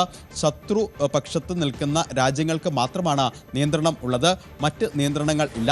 സ്വാഭാവികമായും ഏതെങ്കിലും തരത്തിലുള്ള ആക്രമണങ്ങൾ ഉണ്ടായാൽ അതിനെ അതേ നാണയത്തിൽ തന്നെ നേരിടും എന്നുകൂടി ആ വരികൾക്കിടയിൽ അദ്ദേഹത്തിൻ്റെ എക്സിൽ കുറിച്ച ട്വീറ്റിനെ വായിക്കണം. എന്തായാലും ഈ ഭീഷണിക്കൊന്നും ഇറാൻ വഴങ്ങില്ല എന്ന് ഈ ഘട്ടത്തിലും വ്യക്തമാവുകയാണ്. സ്വാഭാവികമായും സങ്കീർണമായി കാര്യങ്ങൾ തുടരുമ്പോൾ G7 അടക്കമുള്ള രാജ്യങ്ങൾ കൂടി ഈ ഘട്ടത്തിൽ യുദ്ധവിഷയങ്ങളിലേക്ക് ഇടപെടുന്നു എന്നതാണ് ഏറ്റവും ശ്രദ്ധേയം. അതിൽ G7 രാജ്യങ്ങൾ കഴിഞ്ഞ ദിവസം ഒരു സംയുക്ത പ്രസ്താവന പുറത്തിറക്കിയിരുന്നു. Canada, France, Germany, Italy, Japan അടക്കമുള്ള രാജ്യങ്ങളാണ് ഈ വിഷയത്തിൽ ഒരു സംയുക്ത പ്രസ്താവന പുറത്തിറക്കിയത്. ആ പ്രസ്താവനയിൽ ആവശ്യപ്പെടുന്നത് യുദ്ധം അവസാനിപ്പിക്കണം, നിരുപാധികം ഈ യുദ്ധം അവസാനിപ്പിക്കണം എന്നൊരു ആവശ്യമാണ് മുന്നോട്ട് വെച്ചത്. ഇതിന് പിന്നാലെ UK പ്രധാനമന്ത്രി Keir Starmer US president Donald ട്രംപുമായി ഫോണിൽ സംസാരിക്കുകയും ചെയ്തു. സ്വാഭാവികമായും റീജിയണൽ ഗൾഫ് മേഖലയിലെ രാജ്യങ്ങൾക്ക്, അതായത് സഖ്യകക്ഷി രാജ്യങ്ങൾക്ക്, ഗൾഫ് മേഖലയിലെ രാജ്യങ്ങൾക്ക് ഇത്തരത്തിൽ ഇറാൻ ആക്രമണം തുടർന്നാൽ സംരക്ഷണം നൽകുന്നതടക്കമുള്ള കാര്യങ്ങൾ G7 രാജ്യങ്ങൾ പരിഗണിക്കുന്നുണ്ട് എന്നാണ് അവർ വ്യക്തമാക്കുന്നത്. അങ്ങനെയെങ്കിൽ കാര്യങ്ങൾ കൂടുതൽ കലുഷിതമായി തന്നെ തുടരുകയും ചെയ്യും. എന്തായാലും ഹോർമുസ് കടലിടുക്കിൽ തന്നെയാണ് നിലവിൽ എല്ലാ ശ്രദ്ധയും. കാരണം ഹോർമുസ് കടലിടുക്കിൽ ഏതെങ്കിലും തരത്തിൽ ഇറാൻ കടുത്ത നടപടികളിലേക്ക് പോകുമോ? സ്വാഭാവികമായും അത് അടച്ചിരിക്കുകയാണ്. ഏതെങ്കിലും തരത്തിൽ ഇറാന്റെ ഊർജ്ജ കേന്ദ്രങ്ങൾ ആക്രമിച്ചാൽ അതിന് ശക്തമായ ഭാഷയിൽ മറുപടി നൽകുമെന്ന് ഇറാൻ വ്യക്തമാക്കിയിരിക്കുന്നു. ഇറാൻ ഒപ്പം ഒരു കാര്യം കൂടി പറഞ്ഞിരിക്കുന്നു, അതായത് ഇറാനിലും അതോടൊപ്പം തന്നെ മറ്റ് ഗൾഫ് രാജ്യങ്ങളിലുമൊക്കെ കുടിവെള്ളത്തിനായി പ്രധാനമായും ആശ്രയിക്കുന്നത് ഡീസാലിനേഷൻ കേന്ദ്രങ്ങളെയാണ്. അതായത് കടൽ വെള്ളം ശുദ്ധീകരിച്ച് കുടിവെള്ളമായി ഉപയോഗിക്കുന്ന ഡീസാലിനേഷൻ കേന്ദ്രങ്ങൾ. ഈ കേന്ദ്രങ്ങളിലടക്കം ആക്രമണം നടത്തും എന്നൊരു മുന്നറിയിപ്പാണ് ഇറാൻ നൽകുന്നത്. സ്വാഭാവികമായും അത്തരത്തിൽ ആക്രമണങ്ങൾ ഉണ്ടായാൽ അത് വലിയ പ്രതിസന്ധിയിലേക്ക് കാര്യങ്ങൾ കൊണ്ടുപോവുകയും ചെയ്യും. അതുകൊണ്ട് തന്നെ ഇറാന്റെ ഭാഗത്ത് നിന്ന് സ്വാഭാവികമായും അടുത്ത നടപടി എന്ത് എന്ന് ഉറ്റുനോക്കുകയാണ് ലോകം. US പ്രസിഡന്റ് നൽകിയ മുന്നറിയിപ്പ് 48 മണിക്കൂറിനുള്ളിൽ ഇത് പൂർണ്ണമായി തുറക്കണമെന്നാണ് ഹോർമൂസ് കടലെടുക്കുക. പക്ഷേ അത് ഇറാൻ ചെവിക്കൊള്ളാൻ തയ്യാറായിട്ടില്ല. സ്വാഭാവികമായും ട്രംപ് നിശ്ചയിച്ച് നൽകിയ സമയപരിധി, ട്രംപിന്റെ ഭീഷണി, ആ സമയപരിധി അവസാനിക്കുമ്പോൾ സ്വാഭാവികമായും US-ന്റെ അടുത്ത നീക്കം എന്ത് എന്നതും ലോകം ഉറ്റുനോക്കുന്നു. അതേസമയം ഇറാനും ഇസ്രയേലും ശക്തമായ ആക്രമണം തുടരുകയാണ്. ഇസ്രയേൽ ആകട്ടെ ലെബനൻ കേന്ദ്രീകരിച്ചുകൊണ്ടുള്ള ആക്രമണമാണ് ശക്തമാക്കുന്നത്.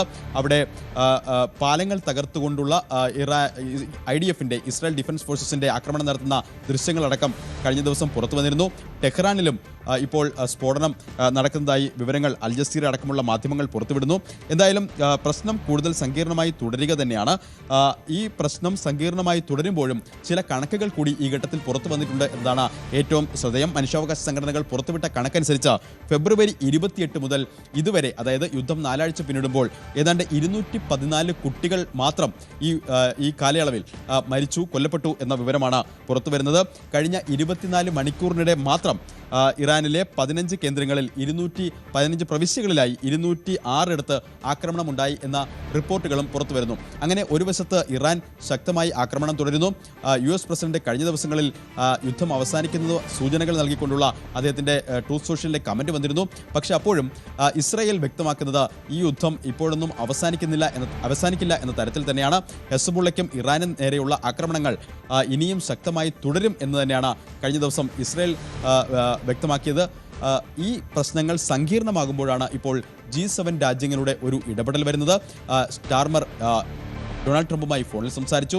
സ്വാഭാവികമായും സഖ്യകക്ഷി രാജ്യങ്ങൾക്ക്, ഗൾഫ് മേഖലയിലെ സഖ്യകക്ഷി രാജ്യങ്ങൾക്ക് ഏത് തരത്തിലുള്ള പിന്തുണയാണ് G7 രാജ്യങ്ങൾ നൽകുക എന്നതടക്കമുള്ള കാര്യങ്ങൾ വരും ദിവസങ്ങളിൽ ശ്രദ്ധേയമായി. തീർച്ചയായും അതാണ് ഈ ഹോർമൂസുമായി ബന്ധപ്പെട്ട് ട്രംപ് മറ്റ് രാജ്യങ്ങളുടെ സഹായം അഭ്യർത്ഥിച്ചിരുന്നുവല്ലോ കാർത്തിക്. അവരതിനോട് പോസിറ്റീവായിട്ട് റെസ്പോണ്ട് ചെയ്തിട്ടില്ല. G7 രാജ്യങ്ങൾ, യൂറോപ്യൻ രാജ്യങ്ങളെയൊക്കെ ബന്ധപ്പെട്ടിരുന്നു. ഇവരുടെയൊക്കെ പേടിയെന്ന് പറയുന്നത് ഈ പ്രശ്നങ്ങളെല്ലാം ഉണ്ടാക്കിയിട്ട് ട്രംപ് ഇതെല്ലാം കൂടി തങ്ങളുടെ തലക്കിട്ട് വെച്ചിട്ട് പിന്മാറാൻ പോകുന്നു, യുദ്ധം ഉടനെ അവസാനിക്കുമെന്നൊക്കെ പറയുന്നുണ്ടല്ലോ. പക്ഷേ യുദ്ധം അവസാനിച്ചാലും ഹോർമുസിലെ തർക്കങ്ങൾ, പ്രശ്നങ്ങൾ അതുപോലെ നിലനിൽക്കുമെന്ന് വേണം മനസ്സിലാക്കാൻ. ഇപ്പോൾ തന്നെ നിരവധി കപ്പലുകൾ, ഓയിൽ കപ്പലുകളും മറ്റും പല മേഖലകളിൽ കുടുങ്ങിക്കിടക്കുന്ന പശ്ചാത്തലമൊക്കെയുണ്ട്. ഇത് അവസാനിപ്പിക്കുക എന്നുള്ളത് ഇപ്പോൾ അമേരിക്കയുടെ മാത്രം പ്രശ്നമല്ല, മറ്റ് ലോകരാജ്യങ്ങളെ ബാധിച്ച ഒന്നാണ്. അതിന് എന്ത് തരത്തിലുള്ള നടപടിയാണ് മറ്റ് ലോകരാജ്യങ്ങൾ ഇപ്പോൾ എടുക്കാൻ ഉദ്ദേശിക്കുന്നത്? യുദ്ധം ആരംഭിച്ച് ഏതാണ്ട് 2 ആഴ്ച പിന്നിടുമ്പോൾ തന്നെ ഡൊണാൾഡ് ട്രംപ് മറ്റ് രാജ്യങ്ങളുടെ ഹോർമൂസ് കടലിടുക്ക് അടച്ചതോടുകൂടി മറ്റ് രാജ്യങ്ങളുടെ പിന്തുണ അഭ്യർത്ഥിച്ചിരുന്നു. സ്വാഭാവികമായും ഹോർമൂസ് കടലിടുക്ക് അടച്ചതോടുകൂടി അത് ആഗോള തലത്തിൽ തന്നെ വലിയ പ്രതിസന്ധിയിലേക്ക് കാര്യങ്ങൾ പോകും എന്ന മുന്നറിയിപ്പ് അപ്പോൾ തന്നെ ഉണ്ടായിരുന്നു. ഇപ്പോൾ കാര്യങ്ങൾ കൂടുതൽ സങ്കീർണമായിരിക്കുന്നു. കഴിഞ്ഞ ദിവസം G7 രാജ്യങ്ങളടക്കം ഇടപെടേണ്ട അടിയന്തര സാഹചര്യവും ഈ ഊർജ്ജ പ്രതിസന്ധി തന്നെയാണ്. കഴിഞ്ഞ ദിവസം UK പ്രധാനമന്ത്രി കെയർ സ്റ്റാർമർ അടിയന്തര യോഗം വിളിച്ചിരുന്നു. UK-യിലടക്കം ഈ ഹോർമൂസ് കടലിടുക്ക് വഴിയുള്ള കപ്പൽ ഗതാഗതം തടസ്സപ്പെട്ടതോടെ വലിയ തോതിലുള്ള പ്രതിസന്ധിയിലേക്ക് കാര്യങ്ങൾ എത്തുന്ന സ്ഥിതിയുണ്ട്. സ്റ്റോക്ക് മാർക്കറ്റുകൾ ഇടിയുന്നു. അങ്ങനെ പ്രതിസന്ധികൾ പല കോണുകളിൽ വ്യാപകമാകുന്നു. ആ സാഹചര്യം ഇനിയും മുന്നോട്ട് കൊണ്ടുപോകാൻ എന്നൊരു പശ്ചാത്തലത്തിൽ കൂടിയാണ് ഇപ്പോൾ ഒരു നിലപാട് മാറ്റത്തിൻ്റെ സൂചനകൾ ബ്രിട്ടൻ അടക്കമുള്ള രാജ്യങ്ങളിൽ നിന്നും പുറത്തു വരുന്നത്. സ്വാഭാവികമായും ആദ്യഘട്ടത്തിൽ അവർ വ്യക്തമാക്കിയത് ഈ യുദ്ധത്തിൽ സൈനികമായ ഒരു നടപടിക്കും കൂട്ടുനിൽക്കില്ല എന്നായിരുന്നു വ്യക്തമാക്കിയത്. എന്നാൽ ഈ ഘട്ടത്തിൽ ഗൾഫ് മേഖലയിലെ രാജ്യങ്ങൾക്ക് ഇറാന്റെ ആക്രമണങ്ങളിൽ നിന്ന് പ്രതിരോധം, അവർക്ക് സംരക്ഷണം നൽകും, ആവശ്യമായ സംരക്ഷണം നൽകും എന്നൊരു മുന്നറിയിപ്പ് അവർ നൽകുമ്പോൾ അത് ഏത് തരത്തിലാണ് എന്ന് ലോകരാജ്യങ്ങൾ ഉറ്റുനോക്കുന്നു. ഈ യുദ്ധത്തിൽ ഇതുവരെ നേരിട്ട് മറ്റ് രാജ്യങ്ങൾ പങ്കാളികളായിട്ടില്ല. US-ഉം ഇസ്രയേലും ആണ് ഇറാന് നേരെ ശക്തമായ ആക്രമണം നടത്തുന്നത്. ഇറാൻ ആകട്ടെ യുദ്ധം 4 ആഴ്ച പിന്നിടുമ്പോഴും അവരുടെ വജ്രായുധമായ ഹോർമൂസ് കടലിടുക്ക് കേന്ദ്രീകരിച്ചുകൊണ്ടുള്ള നീക്കങ്ങൾ തന്നെയാണ് നടത്തുന്നത്. ഈ യുദ്ധമുറ ലോകത്തെ വിവിധ രാജ്യങ്ങളിൽ വലിയ പ്രതിസന്ധി സൃഷ്ടിച്ചിരിക്കും. സ്വാഭാവികമായും ഇന്ത്യ അടക്കമുള്ള രാജ്യങ്ങൾ ആ പ്രതിസന്ധിയുടെ മറികടക്കാനുള്ള നടപടികളിലേക്ക് ആലോചിക്കേണ്ട ഘട്ടത്തിലേക്ക് കടന്നിരിക്കുന്നു. ഇത് അധികകാലം മുന്നോട്ട് പോകാനാകില്ല. കാരണം ലോകത്തിൻ്റെ തന്നെ 20% ഊർജ്ജവും കടന്നു പോകുന്നൊരു കപ്പൽ ഗതാഗത പാതയാണിത്. അവിടെ ഉള്ള ഗതാഗതം സുഗമമാക്കേണ്ടത് അനിവാര്യമാവുകയാണ്. ഹോർമുസുമായി ബന്ധപ്പെട്ടാണ് ഇപ്പോൾ പുതിയ വെല്ലുവിളികൾ പരസ്പരം ഇരു രാജ്യങ്ങളും നടത്തുന്നത്. ഇറാനിൽ നിന്ന് കേരളത്തിലേക്കുള്ള ദൂരം ഏകദേശം 2500 മുതൽ 3000 കിലോമീറ്റർ മാത്രമാണ്. 4000 കിലോമീറ്റർ അകലെയുള്ള ലക്ഷ്യത്തിലേക്ക് മിസൈൽ അയക്കാൻ ഇറാന് കഴിയുമെങ്കിൽ ഇന്ത്യയുടെ ഏതു ഭാഗവും അവരുടെ മിസൈൽ പരിധിയിൽ വരും എന്നത് തർക്കമില്ലാത്ത കാര്യമാണ്. ഇറാൻ ഇന്ത്യയെ ആക്രമിക്കും എന്നല്ല ഇതിനർത്ഥം. പക്ഷേ അമേരിക്കയും ഇറാനും തമ്മിലുള്ള ഈ മിസൈൽ വാർ നടക്കുന്നത് നമ്മുടെ തൊട്ടടുത്തുള്ള കടലിലാണ്. ലോകം ഉറ്റുനോക്കുന്നത് വെസ്റ്റ് ഏഷ്യയിലേക്കാണ് എന്ന് കരുതിയെങ്കിൽ തെറ്റി. യുദ്ധത്തിന്റെ തീജ്വാലകൾ ഇപ്പോൾ നമ്മുടെ തൊട്ടടുത്തേക്ക്, അതായത് ഇന്ത്യൻ ഓഷൻ, അതെ, ഇന്ത്യൻ മഹാസമുദ്രത്തിലേക്കും പടരുകയാണ്. കഴിഞ്ഞ കുറച്ച് മണിക്കൂറുകളായിട്ട് വരുന്ന വാർത്തകൾ ഭയപ്പെടുത്തുന്നതാണ്. കഴിഞ്ഞ 24 മണിക്കൂറിനുള്ളിൽ പുറത്തുവന്ന വാർത്തകൾ സൂചിപ്പിക്കുന്നത് ഇത്രയും കാലം പശ്ചിമേഷ്യയിൽ മാത്രം ഒതുങ്ങി നിന്ന ആ ഒരു യുദ്ധം ഇപ്പോൾ പസഫിക് കടന്ന് ഇന്ത്യൻ മഹാസമുദ്രത്തിന്റെ ഹൃദയഭാഗത്തേക്ക് എത്തിയിരിക്കുകയാണ് എന്നാണ്. ഇറാന്റെ പക്കൽ ഇത്രയും ലോങ് റേഞ്ച്, അതായത് ദൂരപരിധിയുള്ള മിസൈലുകൾ ഉണ്ടെന്ന് ലോകം അറിഞ്ഞത് ഇന്നലെയാണ്. ഏകദേശം 4000 കിലോമീറ്റർ അകലെയുള്ള ഡിയേഗോ ഗാർഷിയയിലെ, അതായത് ഇന്ത്യൻ മഹാസമുദ്രത്തിൽ ബ്രിട്ടന്റെ ഭരണപ്രദേശമായ ഷാഗോസ് ദ്വീപ സമൂഹങ്ങളിൽ ഏറ്റവും വലിയ ദ്വീപാണ് ഈ ഒരു ഡിയേഗോ ഗാർഷിയ എന്ന് പറയുന്നത്. ഇവിടെയുള്ള അമേരിക്കൻ ബ്രിട്ടീഷ് സൈനിക താവളം ലക്ഷ്യമിട്ട് ഇറാൻ ബാലിസ്റ്റിക് മിസൈലുകൾ തൊടുത്തുവിട്ടിരിക്കുന്നു. ഇതൊരു ചെറിയ സംഭവമല്ല. ഇത്രയും കാലം പെർഷ്യൻ ഗൾഫിലും ഇസ്രായേൽ അതിർത്തിയിലും ഒതുങ്ങി നിന്ന ആ ഒരു യുദ്ധം ഇപ്പോൾ നമ്മുടെ ബാക്ക് യാർഡിലേക്ക് എത്തിയിരിക്കുകയാണ്. എന്താണ് ഇറാന്റെ ലക്ഷ്യം? അവർ ഈ യുദ്ധം ഇന്ത്യൻ മഹാസമുദ്രത്തിലേക്ക് വ്യാപിക്കുകയാണ്. ഇന്ത്യയെ ഇത് എങ്ങനെ ബാധിക്കും? ട്രംപിന്റെ 48 മണിക്കൂർ അന്ത്യശാസനം ഇതിനോടുള്ള പ്രതികരണമാണോ? പരിശോധിക്കാം. ഇന്നലെ വൈകുന്നേരമാണ് ആ ഒരു വാർത്ത പുറത്തു വന്നത്. ഇറാനിൽ നിന്നും തൊടുത്തുവിട്ട 2 ഇന്റർമീഡിയറ്റ് റേഞ്ച് ബാലിസ്റ്റിക് മിസൈലുകൾ IRBM ഇന്ത്യൻ മഹാസമുദ്രത്തിന്റെ മധ്യഭാഗത്തുള്ള ഡിയേഗോ ഗാർഷിയെ ലക്ഷ്യമാക്കി പാഞ്ഞെടുത്തു. ഡിയേഗോ ഗാർഷിയ ഇതൊരു ചെറിയ ദ്വീപാണ്. പക്ഷേ അമേരിക്കയുടെയും ബ്രിട്ടന്റെയും ഏറ്റവും തന്ത്രപ്രധാനമായ അതീവ സുരക്ഷയുള്ള സൈനിക താവളമാണിത്. ഇവിടെ നിന്നാണ് US തങ്ങളുടെ ലോങ് റേഞ്ച് ബോംബ് വിമാനങ്ങൾ ഓപ്പറേറ്റ് ചെയ്യുന്നത്. ഇറാനിൽ നിന്നും ഏകദേശം 4000 കിലോമീറ്റർ അകലെയാണിത്. ഇനി ഇത്രയും കാലം ഇറാൻ പറഞ്ഞിരുന്നത് തങ്ങളുടെ മിസൈലുകളുടെ പരിധി 2000 കിലോമീറ്റർ ആണ് എന്നാണ്. എന്നാൽ ഇറാനിൽ നിന്നും ഡിയേഗോ ഗാർഷിയയിലേക്കുള്ള ദൂരം ഏകദേശം 4000 കിലോമീറ്റർ മാത്രമാണ്. അതായത് അവർ നേരത്തെ പറഞ്ഞിരുന്നതിന്റെ ഇരട്ടി ദൂരത്തേക്ക് മിസൈൽ അയക്കാൻ അവർക്ക് ശേഷിയുണ്ട് എന്ന് ഈ ഒരു നീക്കം തെളിയിക്കുന്നു. ഇവിടെയാണ് നമ്മൾ ഗൗരവമായി ചിന്തിക്കേണ്ട ഒരു കാര്യം വരുന്നത്. ഇറാനിൽ നിന്ന് ഡിയേഗോ ഗാർഷിയയിലേക്കുള്ള മിസൈൽ വിടണമെങ്കിൽ അത് ഇന്ത്യൻ മഹാസമുദ്രത്തിന് മുകളിലൂടെ സഞ്ചരിക്കണം. ഭൂപടം നോക്കിയാൽ മനസ്സിലാകും, ഇറാനിൽ നിന്ന് ഡിയേഗോ ഗാർഷിയയിലേക്കുള്ള പാതയുടെ ഏകദേശം നടുവിലാണ് കേരളം ഉൾപ്പെടെയുള്ള ദക്ഷിണേന്ത്യൻ തീരങ്ങൾ വരുന്നത്. ഇറാനിൽ നിന്ന് കേരളത്തിലേക്കുള്ള ദൂരം ഏകദേശം 2500 മുതൽ 3000 കിലോമീറ്റർ മാത്രമാണ്. 4000 കിലോമീറ്റർ അകലെയുള്ള ലക്ഷ്യത്തിലേക്ക് മിസൈൽ അയക്കാൻ ഇറാന് കഴിയുമെങ്കിൽ ഇന്ത്യയുടെ ഏത് ഭാഗവും അവരുടെ മിസൈൽ പരിധിയിൽ വരുമെന്നത് തർക്കമില്ലാത്തൊരു കാര്യവുമാണ്. ഇറാൻ ഇന്ത്യയെ ആക്രമിക്കുമെന്നല്ല ഇതിനർത്ഥം. പക്ഷേ അമേരിക്കയും ഇറാനും തമ്മിലുള്ള ഒരു മിസൈൽ വാർ നടക്കുന്നത് നമ്മുടെ തൊട്ടടുത്തുള്ള കടലിലാണ്. ഡിയേഗോ ഗാർഷിയെ ലക്ഷ്യം വെച്ച് വരുന്ന മിസൈലുകൾക്ക് വഴിയിൽ എന്തെങ്കിലും സാങ്കേതിക തകരാർ സംഭവിക്കുകയാണെങ്കിൽ അവ വഴിതിരിച്ചു വിടുകയോ അങ്ങനെ എന്തെങ്കിലും ചെയ്താൽ അത് വലിയ അപകടങ്ങൾക്ക് കാരണമാകും. ഇറാൻ ഇപ്പോൾ മീഡിയം റേഞ്ചിൽ നിന്ന് ഇന്റർമീഡിയറ്റ് റേഞ്ച് ശേഷിയിലേക്ക് മാറിയിരിക്കുന്നു. ഇത് യൂറോപ്പിനും ഏഷ്യയ്ക്കും ഒരുപോലെ ഭീഷണിയാണ്. ഇത്രയും കാലം പശ്ചിമേഷ്യയിൽ ഒതുങ്ങി നിന്നിരുന്ന യുദ്ധം ഇപ്പോൾ ഇന്ത്യൻ മഹാസമുദ്രത്തിലേക്ക്, അതായത് നമ്മുടെ തൊട്ടടുത്തേക്ക് വ്യാപിച്ചിരിക്കുകയാണ്. അതായത് ഈ ഒരു 4000 കിലോമീറ്റർ എന്ന റേഞ്ച് വെറും ഒരു നമ്പർ അല്ല. ഇപ്പോൾ നമ്മുടെ സുരക്ഷാ മുൻകരുതലുകൾ പോലും മാറ്റി എഴുതേണ്ടതിന്റെ ആവശ്യകത വരികയാണ് ഇവിടെ. റിപ്പോർട്ടുകൾ പ്രകാരം ഒരു മിസൈൽ സാങ്കേതിക തകരാർ മൂലം കടലിൽ പതിച്ചു. രണ്ടാമത്തെ മിസൈൽ അമേരിക്കൻ നാവികസേനയുടെ SM-3 ഇന്റർസെപ്റ്റർ ഉപയോഗിച്ച് വെടിവെച്ചിട്ടതായിട്ടാണ് അറിയുന്നത്. പക്ഷേ കൃത്യമായി മിസൈൽ തകർക്കപ്പെട്ടു എന്ന കാര്യത്തിൽ പെന്റഗൺ ഇതുവരെ വ്യക്തമായ ഒരു മറുപടി നൽകിയിട്ടില്ല. പക്ഷേ ഇറാൻ പാർലമെന്റ് സ്പീക്കർ പറഞ്ഞത് ഇത് കേവലം ഒരു തുടക്കം മാത്രമാണ് എന്നാണ്. ഇസ്രായേലിന്റെ ഡിമോണ ആണവ നിലയത്തിന് തൊട്ടടുത്ത മിസൈലുകൾ പതിച്ചതിന് പിന്നാലെയാണ് ഈ ഒരു പുതിയ നീക്കം എന്നത് ഗൗരവം വർദ്ധിപ്പിക്കുന്നു. ലക്ഷ്യത്തിലെത്തിയില്ല എങ്കിലും ഇറാന്റെ സന്ദേശം വളരെ വ്യക്തമാണ്. നിങ്ങളുടെ ഏറ്റവും സുരക്ഷിതമായ താവളങ്ങൾ പോലും ഞങ്ങളുടെ പരിധിയിലാണ്. ഇനി അമേരിക്ക ഈ ഒരു താവളത്തിൽ നിന്നാണ് B-52 ബോംബറുകൾ ഉപയോഗിച്ച് ഇറാനുമേൽ ആക്രമണം നടത്തുന്നത്. അതുകൊണ്ട് തന്നെ ഇതൊരു ഡയറക്റ്റ് വാർണിംഗ് ആണ്. ഇന്ത്യൻ മഹാസമുദ്രം ഒരു യുദ്ധക്കളമാകുന്നതിന്റെ മറ്റൊരു തെളിവാണ് മാർച്ച് ആദ്യവാരം ശ്രീലങ്കൻ തീരത്ത് നടന്ന ഒരു സംഭവം. അതായത് ഇറാന്റെ യുദ്ധക്കപ്പലായ ഐറിസ് ദേന ഒരു അമേരിക്കൻ സബ്മറൈൻ ആക്രമണത്തിൽ തകർക്കപ്പെട്ടു. ഗാലെ തുറമുഖത്തിന് വെറും 20 നോട്ടിക്കൽ മൈൽ അകലെയാണ് ഈ കപ്പൽ മുങ്ങിയത്. ഏകദേശം 84 ഇറാനിയൻ നാവികർ കൊല്ലപ്പെട്ടതായിട്ടാണ് റിപ്പോർട്ട്. 32 പേരെ ശ്രീലങ്കൻ നേവി രക്ഷപ്പെടുത്തി ഹോസ്പിറ്റലിൽ പ്രവേശിപ്പിച്ചു. ഇവിടെ ശ്രദ്ധിക്കേണ്ട കാര്യം ഇനിയാണ്. ഈ കപ്പൽ വെറും ഒരു യാത്രയിലായിരുന്നില്ല. ഇന്ത്യ സംഘടിപ്പിച്ച മെലാൻ 2026 എന്ന നേവൽ എക്സസൈസിൽ പങ്കെടുത്ത ശേഷം മടങ്ങുകയായിരുന്നു. ഇന്ത്യ വിരുന്നുകാരനായി വിളിച്ച ഒരു കപ്പലിനെ നമ്മുടെ തൊട്ടടുത്ത് വെച്ച് തകർത്തു എന്നത് ഇന്ത്യയെ വലിയൊരു ഡിപ്ലോമാറ്റിക് പ്രതിസന്ധിയിലാക്കിയിട്ടുണ്ട്. ട്രംപ് തന്നെ പറഞ്ഞത് it was fun to sink them, അതൊരു രസകരമായ വേട്ടയായിരുന്നു എന്നാണ്. പക്ഷേ ഇത് ഇന്ത്യയുടെ തന്ത്രപ്രധാനമായ താല്പര്യങ്ങൾക്ക് വലിയ തിരിച്ചടിയാണ്. ഇനി പെർഷ്യൻ ഗൾഫിൽ മാത്രം യുദ്ധം ഒതുങ്ങിയാൽ അമേരിക്കയ്ക്ക് ഇറാനെ എളുപ്പത്തിൽ വളയാം. എന്നാൽ ഇന്ത്യൻ മഹാസമുദ്രത്തിലേക്ക് കളി മാറ്റിയാൽ അത് തീക്കളിയാണ്. ലോകത്തെ പ്രധാനപ്പെട്ട ട്രേഡ് റൂട്ടുകൾ അപകടത്തിലാകും. ഇത് പാശ്ചാത്യ രാജ്യങ്ങളെ പ്രഷറിലാക്കാനുള്ള ഇറാന്റെ പ്ലാൻ ആണ് എന്ന് വേണം പറയാൻ. ഡിയേഗോ ഗാർഷ്യയെ ലക്ഷ്യമിടുന്നതിലൂടെ തങ്ങളെ ആക്രമിക്കാൻ വരുന്ന അമേരിക്കൻ വിമാനങ്ങളുടെ താവളം ഇല്ലാതാക്കുക എന്നതാണ് ലക്ഷ്യം. ഹോർമോസ് കടലിടുക്ക് ഇറാൻ ഇപ്പോൾ തന്നെ ഏറെക്കുറെ അടച്ചിട്ടിരിക്കുകയാണ്. ലോകത്തെ 20% എണ്ണ കടന്നുപോകുന്ന വഴി അടഞ്ഞതോടെ ആഗോള സമ്പദ് വ്യവസ്ഥ തന്നെ പ്രതിസന്ധിയിലാണ്. ഇപ്പോൾ ട്രംപ് നൽകിയിരിക്കുന്ന 48 മണിക്കൂർ അന്ത്യശാസനം ഇതിന്റെ ക്ലൈമാക്സ് ആണ് എന്ന് വേണം പറയാൻ. ഹോർമൂസ് തീർന്നില്ല എങ്കിൽ ഇറാന്റെ പവർ പ്ലാന്റുകൾ ചാരമാക്കുമെന്നാണ് ട്രംപിന്റെ ഭീഷണി. ഇതിന് മറുപടിയായിട്ട് അമേരിക്കയുടെ ഇൻഫർമേഷൻ ടെക്നോളജി സെന്ററുകളും എണ്ണ നിലയങ്ങളും ആക്രമിക്കുമെന്ന് ഇറാനും പ്രഖ്യാപിച്ചു കഴിഞ്ഞിട്ടുണ്ട്. ഇനി ഇന്ത്യയെ ബാധിക്കുന്ന പ്രധാന കാര്യങ്ങൾ ഇവയാണ്. ഒന്നാമതായിട്ട് എനർജി സെക്യൂരിറ്റി. ഇന്ത്യയുടെ എണ്ണ ഇറക്കുമതിയുടെ 40% ഈ വഴിയാണ് വരുന്നത്. ഇപ്പോൾ തന്നെ ഇന്ത്യയുടെ കയ്യിൽ 20 മുതൽ 25 ദിവസത്തേക്കുള്ള കരുതൽ ശേഖരം മാത്രമേ ഉള്ളൂ. ഇത് തീർത്താൽ നമ്മുടെ നാട്ടിൽ പെട്രോളിനും ഗ്യാസിനും തീ പിടിക്കുന്ന വിലയാകും. ഇനി രണ്ടാമതായിട്ട് ചബഹാർ പോർട്ടാണ്. ഇന്ത്യ വലിയ മുതൽ മുടക്ക് നടത്തിയ ഇറാന്റെ ചബഹാർ പോർട്ട് ഇപ്പോൾ നിശ്ചലമായിരിക്കുകയാണ്. സെൻട്രൽ ഏഷ്യയിലേക്കുള്ള നമ്മുടെ ഏക വഴി അടയുകയാണ് അതോടെ. ഇനി മൂന്നാമതായിട്ട് സെക്യൂരിറ്റി ത്രെറ്റ് ആണ്. അതായത് നമ്മുടെ തൊട്ടടുത്ത് മിസൈലുകൾ പറക്കുമ്പോൾ ഇന്ത്യക്ക് നോക്കി നിൽക്കാൻ കഴിയില്ല. ഇന്ത്യൻ നേവി ഇപ്പോൾ തന്നെ അറബിക്കടലിൽ അതീവ ജാഗ്രതയിലാണ്. ഇന്നലെ ഇറാൻ പ്രസിഡന്റ് മസൂദ് പെസഷ്കിയാൻ പ്രധാനമന്ത്രി മോദിയെ വിളിച്ച് സംസാരിച്ചിരുന്നു. സമാധാന ചർച്ചകൾക്ക് ഇന്ത്യ മുൻകൈ എടുക്കണമെന്നാണ് അവരുടെ ആവശ്യം. പക്ഷേ അമേരിക്കയുമായുള്ള നമ്മുടെ ബന്ധം ഇതിന് തടസ്സമാകുമോ എന്നതാണ് ചോദ്യം. ഇനി ഇന്നത്തെ, അതായത് മാർച്ച് 22 ഞായറാഴ്ച രാവിലെ വരെ കിട്ടുന്ന വിവരങ്ങൾ പ്രകാരം ഇസ്രായേലിലെ അരാദ് അതുപോലെ ഡിമോണ എന്നിവിടങ്ങളിൽ ഇറാന്റെ മിസൈൽ പതിച്ചതിൽ പരിക്കേറ്റവരുടെ എണ്ണം 100 കടന്നു. അതുപോലെ സൗദി അറേബ്യയുടെ തലസ്ഥാനമായ റിയാദിന് നേരെ വന്ന 3 മിസൈലുകൾ സൗദി ഡിഫൻസ് സിസ്റ്റം വെടിവെച്ചിട്ടു.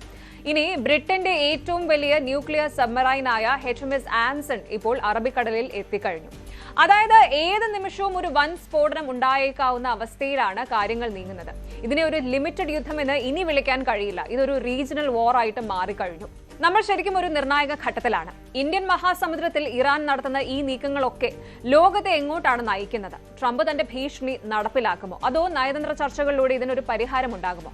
കണ്ടു തന്നെ അറിയണം. താനുമായി ബന്ധപ്പെട്ട വിവാദങ്ങൾ രാഷ്ട്രീയ പ്രേരിതമെന്നാണ് ബത്തേരി നിയോജക മണ്ഡലം UDF സ്ഥാനാർത്ഥി IC ബാലകൃഷ്ണന്റെ പ്രതികരണം. താൻ വിജയിച്ചു കഴിഞ്ഞുവെന്നും ഇപ്പോൾ ഭൂരിപക്ഷം കൂട്ടാനാണ് ശ്രമിക്കുന്നതെന്നും IC ബാലകൃഷ്ണൻ പറഞ്ഞു.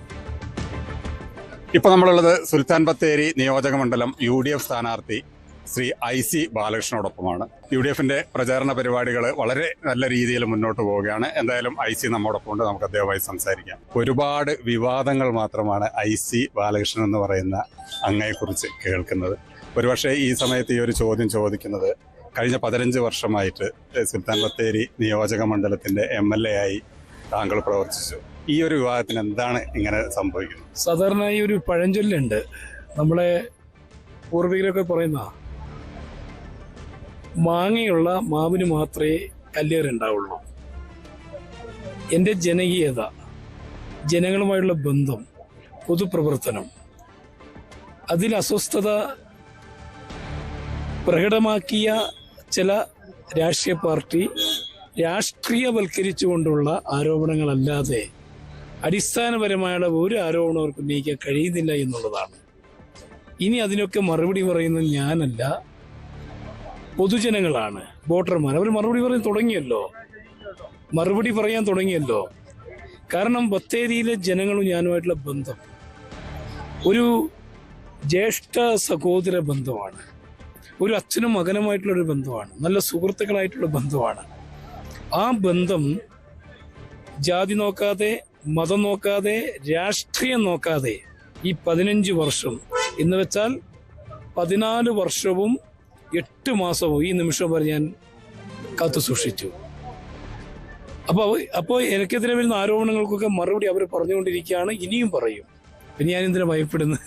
ഇപ്പോൾ നമ്മളെ സുൽത്താൻ ബത്തേരിയെ കുറിച്ച് എടുത്തു പറയുന്നത് നമുക്കൊരു ഗവൺമെൻറ് കോളേജ്, അതാണ് പ്രധാനമായിട്ട് പറയുന്നത്. അതുപോലെ തന്നെ നമ്മളെ വന്യമൃഗ ശല്യം, രാത്രിയാത്രാ നിരോധനം, ഇതൊന്നും MLA ക്ക് ചെയ്യാൻ കഴിഞ്ഞിട്ടില്ല. എന്താണ് MLA ചെയ്തത് എന്ന് ഞാൻ ചോദിക്കുന്നതല്ല, മറ്റ് അണികൾ അല്ലെങ്കിൽ അവരുടെ പ്രവർത്തകർ ചോദിക്കണം. ഇതിനെന്താണ് ജനങ്ങളുള്ളത്?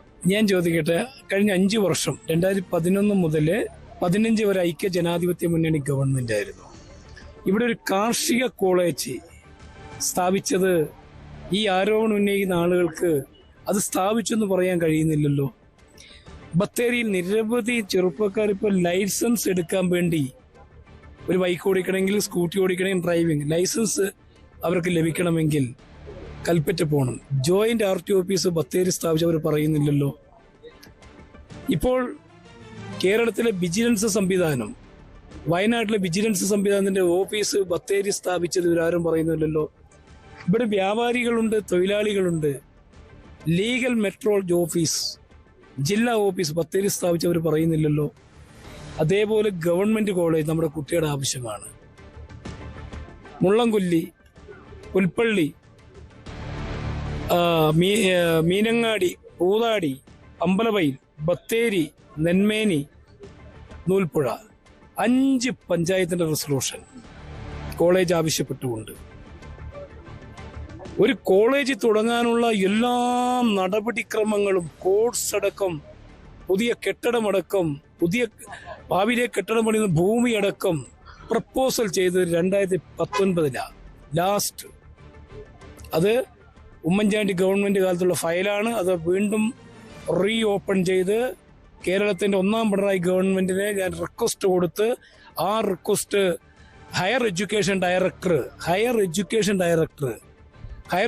ഡെപ്യൂട്ടി ഡയറക്ടർ കോഴിക്കോട് കൈമാറി. അപ്പോൾ 18 പ്രളയമാണ്, 19 മഹാപ്രളയം. ആ പ്രളയം കഴിഞ്ഞതിന് ശേഷമാണ് ഇതിന്റെ റിപ്പോർട്ടിലേക്ക് കടന്നത്. 2020 നമ്മൾ പ്രപ്പോസൽ സമർപ്പിച്ചു. ആ പ്രപ്പോസൽ സമർപ്പിച്ച ഉടനെ ഞാൻ കേരള നിയമസഭയിൽ സബ്മിഷൻ ഉന്നയിച്ചല്ലോ ഈ ഗവൺമെന്റ് കോളേജിലെ പ്രാധാന്യത്തെ സംബന്ധിച്ച്. പറയട്ടെ, അന്ന് KT ജലീൽ മറുപടി പറഞ്ഞ എന്താണ്? സാമ്പത്തിക പ്രതിസന്ധി. 2021 വന്ന ഗവൺമെന്റ് ബിന്ദു ആയിരുന്നല്ലോ ഹയർ എഡ്യൂക്കേഷൻ. ഞാൻ ഇതിന്റെ കൂടെ ചോദിക്കേണ്ട ഒരു ചോദ്യമാണ്. ഒരുപക്ഷെ ഇത്തരത്തിലുള്ള വികസന പ്രവർത്തനങ്ങൾക്ക് കഴിഞ്ഞ 10 കൊല്ലം ഭരിച്ചത് മറ്റൊരു പാർട്ടിയായിരുന്നു. ഒരുപക്ഷെ അവരുടെ തടസ്സം ഇതിൽ നേരിട്ടിട്ടുണ്ട്. അതാ പറഞ്ഞു വരുന്നത്. ഹയർ എഡ്യൂക്കേഷൻ പിന്നെ മന്ത്രിയായി 2021 സത്യപ്രതിജ്ഞ ചെയ്ത ബിന്ദു. നിയമസഭയിൽ ഞാൻ വീണ്ടും സബ്മിഷൻ ഉന്നയിച്ചു. ആ മറുപടിന്റെ കോപ്പി ഞാൻ നിങ്ങൾക്ക് തരാം.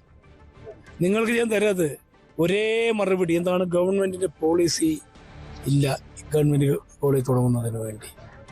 പരിമിതമായ ഫണ്ട്, ലഭ്യത കുറവ്, സാമ്പത്തിക പ്രതിസന്ധി എന്നൊക്കെയല്ലേ പറഞ്ഞത്. ഞാൻ ചോദിച്ചപ്പോ യഥാർത്ഥത്തില് കോടികളുടെ ദൂർത്തടി നടത്തിയ ഒരു ഗവൺമെന്റ് ഇവിടുത്തെ പാവപ്പെട്ട നമ്മുടെ കുട്ടികൾക്ക് പഠിക്കാൻ ഒരു ആർട്സ് ആൻഡ് സയൻസ് കോളേജിന്റെ എല്ലാ നടപടിക്രമങ്ങളും പൂർത്തീകരിച്ചിട്ടും 5 ബഡ്ജറ്റിൽ 21, 22, 23, 24, 25 5 ബഡ്ജറ്റിൽ ടോക്കൺ പ്രൊവിഷൻ വന്ന ഈ കോളേജ് എന്തുകൊണ്ടാണ് ഗവൺമെന്റ് പ്രഖ്യാപിക്കാത്തത്? അപ്പൊ രാഷ്ട്രീയവൽക്കരണം. ഞാനിവിടെ പ്രതിപക്ഷ MLA ഈ കോളേജ് കൊണ്ടുവന്നാൽ അതിന്റെ ഇമേജ് IC ബാലകൃഷ്ണന്. രാഷ്ട്രീയവൽക്കരണ ഒരു തർക്കമില്ല, ഒരു ആശങ്കയും വേണ്ട. UDF ഗവൺമെന്റ് അധികാരത്തിൽ വന്നാൽ ഏറ്റവും ആദ്യം സ്ഥാപിക്കുന്ന ഒരു പൊതു പദ്ധതി എന്ന് പറയുന്നത് ഗവൺമെന്റ് കോളേജ് ആയിരിക്കും. അതുപോലെ തന്നെ ഒരുപക്ഷെ IC ബാലകൃഷ്ണൻ എന്ന വ്യക്തിയെ മുൻ വർഷങ്ങളിലുള്ളതിൽ കൂടുതൽ തേജോവധം ചെയ്യുന്നുണ്ട്. അറിയാം, NM വിജയന്റെ മരണവുമായി ബന്ധപ്പെട്ട് അത് നമുക്ക് എല്ലാവർക്കും അറിയുന്ന സോഷ്യൽ മീഡിയയിൽ ഇങ്ങനെ പ്രചരിച്ചുകൊണ്ടിരിക്കുകയാണ്. അപ്പോൾ അതിനെക്കുറിച്ച് എന്താണ് വോട്ടർമാരോട്? അല്ല, ഞാൻ ഒരാളെയും ഉപദ്രവിക്കാനോ ഒരാളെയും കൊല്ലാനോ ഒരാളെയും എന്താ പറയുക ചില കാര്യങ്ങൾ വലിയാടാക്കാനോ എൻ്റെ മനസ്സെന്ന് പറയുന്നത് ഒഴുകുന്ന നദി പോലുള്ള മനസ്സാണ്. ഒരാൾ ചീത്ത പറഞ്ഞാൽ പോലും അത് ഇതിൽ കേട്ട് ഇതിൽ വിടുന്ന ആളാണ് ഞാൻ. അത് ബഹുമാനപ്പെട്ട കോടതി പറയല്ലോ. ഞാൻ എൻ്റെ നേതാക്കളോടും സഹപ്രവർത്തകരോടും ഞാൻ ഈ വേദിയിൽ വെച്ച് പറഞ്ഞല്ലോ, ഒരു ദിവസം നിങ്ങൾ നോക്കിക്കോ ബഹുമാനപ്പെട്ട കോടതിയുടെ ഡിസിഷൻ എന്താണ്. അന്ന് ഞാൻ ഇവരോടൊക്കെ മറുപടി പറയും. എത്രത്തോളമുണ്ട് വിജയപ്രതീക്ഷ? ഒരു തർക്കമില്ല, ഭൂരിപക്ഷം വർദ്ധിക്കും. വിജയിച്ചു. ഭൂരിപക്ഷം വർദ്ധിക്കും. ഭൂരിപക്ഷത്തിൻ്റെ കണക്കൊന്നും ഞാൻ ഇപ്പോൾ പറയുന്നില്ല. മെയ് 4-ാം തീയതി എന്തായിരുന്നാലും റിസൾട്ട് വരുമല്ലോ. നിങ്ങൾ ഞെട്ടുന്ന ഒരു ലീഡ് ഇവിടെ ഉണ്ടാവും. തീർച്ചയായും ജനകീയനായ നേതാവ് എന്നാണ് IC ബാലകൃഷ്ണനെ സാധാരണ പറയാറുള്ളത്. പക്ഷേ വിവാദങ്ങളൊക്കെ വേട്ടയാടുന്നുണ്ടെങ്കിലും അദ്ദേഹം വലിയ വിജയപ്രതീക്ഷയിൽ തന്നെയാണ്. എന്തായാലും അദ്ദേഹത്തിന് വിജയാശംസകൾ നൽകുകയാണ്. അമ്പലവയലിൽ നിന്നും ജയരാജ് ബത്തേരി, ന്യൂസ് 18 വയനാട്. വിജയസാധ്യത മുൻനിർത്തിക്കൊണ്ടാണ് വീണ്ടും പാർട്ടി തന്നെ മത്സരിപ്പിക്കുന്നതെന്ന് LDF ബത്തേരി നിയോജക മണ്ഡലം സ്ഥാനാർത്ഥി MS വിശ്വനാഥൻ. മുൻ MLA വാഗ്ദാനങ്ങൾ മാത്രമാണ് നൽകിയതെന്നും 100% വിജയസാധ്യത ഉറപ്പുണ്ടെന്നും MS വിശ്വനാഥൻ പറഞ്ഞു. ബ്രഹ്മഗിരി വിവാദത്തെക്കുറിച്ച് അഭിപ്രായം പറയാൻ ഇല്ലെന്നും വിശ്വനാഥൻ പറഞ്ഞു. സുൽത്താൻ ബത്തേരി നിയോജക മണ്ഡലം LDF സ്ഥാനാർത്ഥി MS വിശ്വനാഥനോടൊപ്പമാണ് ഇപ്പോൾ നമ്മളുള്ളത്. ഈ തെരഞ്ഞെടുപ്പിന്റെ പ്രചാരണ പരിപാടികളിൽ വളരെ സജീവമായി രാത്രിയും പകലുമില്ലാതെ അദ്ദേഹം ഓടിക്കൊണ്ടിരിക്കുകയാണ്. അതിനിടയ്ക്ക് നമ്മോടൊപ്പം കൊണ്ട് നമുക്ക് സംസാരിക്കാം. ഇപ്പോൾ LDFന്റെ പ്രചരണം വലിയ രീതിയിൽ തന്നെ നടക്കുകയാണ്. ഓരോ സ്ഥലങ്ങളിലും എത്തുമ്പോൾ എന്താണ് അവിടുത്തെ ഒരു അവസ്ഥ? തീർച്ചയായിട്ടും നല്ല പ്രതികരണം. LDFന്റെ സ്ഥാനാർത്ഥി പ്രഖ്യാപനം വന്ന ഉടനെ തന്നെ ഞാൻ പ്രചരണ രംഗത്തിലേക്ക് എൻ്റേതായിട്ടുള്ള ഇത് കടന്നു. വ്യക്തിപരമായിട്ട് പാർട്ടി ഔദ്യോഗികപരമായിട്ട് അതിൻ്റെ പിറ്റേ ദിവസം തൊട്ട് തന്നെ തുടങ്ങി. അതായത് നിയോജകമണ്ഡലത്തിന് വിവിധ ഭാഗങ്ങളിൽ എല്ലാ സ്ഥലത്തും പോയപ്പോഴും നല്ല സ്വീകാര്യതയാണ്. നല്ല ജനങ്ങൾ നല്ല ഏറ്റെടുത്തു കഴിഞ്ഞു. അതായത് LDF ഇത്തവണ ഇവിടെ വിജയിക്കുമെന്ന് ജനങ്ങൾ തന്നെ ഏറ്റെടുത്തു കഴിഞ്ഞു. അതിവിടെ സംഭവിക്കും ഇത്തവണ. തദ്ദേശ സ്വയംഭരണ സ്ഥാപന തെരഞ്ഞെടുപ്പിൽ ഒരു തിരിച്ചടി ലഭിച്ചു എന്ന് തന്നെ നമുക്ക് പറയാൻ കഴിയും. പൊതുവെ അത് വെച്ച് നോക്കുമ്പോൾ ഈ ഒരു തെരഞ്ഞെടുപ്പിലേക്ക് വരുമ്പോൾ എന്താണ് ഒരു അവസ്ഥ? തദ്ദേശ സ്വയംഭരണ സ്ഥാപനം തിരിച്ചടി എന്ന് പറയാൻ പറ്റില്ല. ജയപരാജയങ്ങൾ സ്വാഭാവികമാണ്. അത്തരത്തിൽ ഇവിടെ ഇപ്പോൾ ഇത്തവണ വിജയിച്ചില്ല, അത് അറിയാം. പക്ഷെ അതൊന്നും ഈ നിയമസഭാ തെരഞ്ഞെടുപ്പിൽ ഒരു തരത്തിലും ബാധിക്കില്ല. കാരണം പ്രാദേശികമായിട്ടുള്ള ഒരു തെരഞ്ഞെടുപ്പിനെ പോലെ വിശേഷിപ്പിക്കേണ്ടതല്ല ഒരു നിയമസഭാ തെരഞ്ഞെടുപ്പ്. നിയമസഭാ തെരഞ്ഞെടുപ്പ് അതിൻ്റെതായിട്ടുള്ള ചില കാര്യങ്ങളുണ്ട്, രാഷ്ട്രീയമുണ്ട്, കേരളത്തിലെ സർക്കാരിൻ്റെ വികസന കാര്യങ്ങളുണ്ട്, നിലവിലുള്ള MLA പോരായ്മകളുണ്ട്. ഇതൊക്കെ ഇതിന് ഘടകമാവും. ഇപ്പോൾ നിലവിലുള്ള MLA പോരായ്മകൾ എന്താണ് എടുത്തു പറയാനുള്ളത്? നിലവിലുള്ള MLA 15 വർഷമായിട്ട് വികസന പ്രവർത്തനങ്ങളൊന്നും ഈ നിയോജക മണ്ഡലത്തിൽ കൊണ്ടുവന്നിട്ടില്ല എന്നുള്ള യാഥാർത്ഥ്യം ജനങ്ങൾ തിരിച്ചറിഞ്ഞു. ആ യാഥാർത്ഥ്യം തിരിച്ചറിഞ്ഞതുകൊണ്ട് തന്നെ ജനങ്ങൾ ഇത്തവണ സജീവമായിട്ട് ഒരേ സ്വരത്തിൽ പറയുന്നു, ഇത്തവണ ഇവിടെ LDF വരും, LDF വിജയിക്കും. ഇപ്പോൾ UDFന്റെ ഒരു വികസന മുരടിപ്പ് എടുത്തു കാട്ടുമ്പോഴും ഈ ബ്രഹ്മഗിരി പോലുള്ള വിഷയങ്ങൾ എത്രത്തോളം ഈ തെരഞ്ഞെടുപ്പിനെ ബാധിക്കും? അല്ല, അത് പാർട്ടി അത് വേണ്ട രീതിയിൽ വേണ്ട പോലെ പ്രതികരിച്ചിട്ടുണ്ട്, അത് സംസാരിച്ചിട്ടുണ്ട്. ആ വിഷയങ്ങളിലേക്ക് ഞാൻ കടക്കുന്നില്ല. എന്നാലും ഒരു ജനങ്ങളുടെ ഒരു മനസ്സ് അല്ല, ആ വിഷയത്തിലേക്ക് ഞാൻ കടക്കുന്നില്ല. ഓക്കെ. അപ്പോൾ ഇത് ജയം ഉറപ്പായിട്ടാണ്? തീർച്ചയായിട്ടും ഈ തെരഞ്ഞെടുപ്പിൽ സുൽത്താൻ ബത്തേരിയിൽ LDF സ്ഥാനാർത്ഥി വിജയിച്ചിരിക്കും. കഴിഞ്ഞ തവണ താങ്കൾ തന്നെയായിരുന്നു സ്ഥാനാർത്ഥി. അത് ഒരു പരാജയത്തിലേക്ക്, ജയപരാജയം താങ്കൾ പറഞ്ഞതുപോലെ ഉണ്ടാവുന്ന ഒരു കാര്യമാണ്. പക്ഷെ അത് വെച്ച് നോക്കുമ്പോൾ ഇത്തവണ അല്ലെങ്കിൽ കുറച്ച് നേരത്തെ തന്നെ ഇതിന് തെരഞ്ഞെടുപ്പുമായി പ്രചരണത്തിന് ഇറങ്ങിയിട്ടുണ്ട്. അപ്പോൾ ഒരു ജനങ്ങളിൽ നിന്ന് കിട്ടുന്ന ഒരു ഫീഡ്ബാക്ക്? ഞാൻ പറഞ്ഞല്ലോ, ജയപരാജയങ്ങൾ സ്വാഭാവികമാണ്. എല്ലാവരും വിജയിക്കില്ല, ഒരാൾ വിജയിക്കും. പക്ഷേ ഇത്തവണ പാർട്ടി ഞാൻ കഴിഞ്ഞ തവണ പരാജയപ്പെട്ടെങ്കിൽ ഇത്തവണ എന്നെ പാർട്ടി പരിഗണിച്ചത് അതൊരു അതായത് വിജയസാധ്യത മുൻനിർത്തിക്കൊണ്ട് തന്നെയാണ്. എറണാകുളം ജില്ലയിലെ വിമതശല്യം ഒഴിവാക്കിയെന്ന ആത്മവിശ്വാസത്തിൽ കോൺഗ്രസ്. കൊച്ചിയിലും പെരുമ്പാവൂരിലും വൈപ്പിനിലും പ്രചരണ രംഗത്ത് മുന്നേറി UDF. ഡാനി പോൾ ചേരുക. ഡാനി, വിമത പ്രശ്നങ്ങൾ ഉണ്ടായിരുന്നു, എൽദോസ് കുന്നപ്പള്ളിയുടെയൊക്കെ എതിർപ്പുണ്ടായിരുന്നു. പക്ഷെ അപ്പോഴും കാര്യങ്ങൾ കുറച്ചുകൂടി തങ്ങളുടെ വഴിക്ക് വന്നുവെന്ന ആത്മവിശ്വാസം ഇപ്പോൾ UDFിനുണ്ടോ?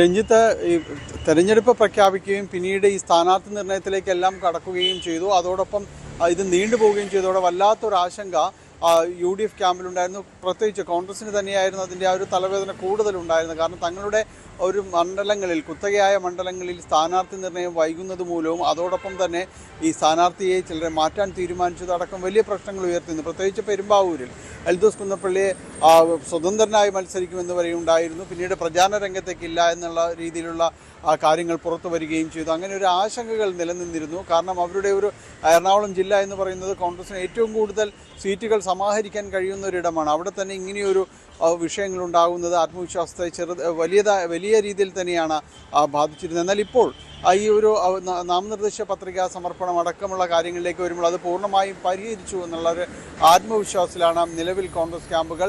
എൽദോസ് കുന്നപ്പള്ളി കഴിഞ്ഞ ദിവസം മുതൽ തന്നെ UDFിൻ്റെ കോൺഗ്രസിൻ്റെ പ്രചാരണ പരിപാടികൾ വളരെ സജീവമായിട്ട് തന്നെ പങ്കെടുത്തിരുന്നു. അന്ന് ആദ്യ ദിവസം അദ്ദേഹം പങ്കെടുക്കില്ല എന്ന് പറഞ്ഞിരുന്നു. അദ്ദേഹം വേദിയിലേക്ക് വന്നില്ല, മറ്റു ചില കാരണങ്ങളുണ്ട്. നേരത്തെ പറഞ്ഞ പരിപാടികൾ എന്നെല്ലാം പറഞ്ഞ് മാറുന്നു. പക്ഷേ ഇന്നലെ മുതൽ തന്നെ വളരെ സജീവമാകുന്ന കാഴ്ചയാണ് നമ്മൾ കണ്ടത്.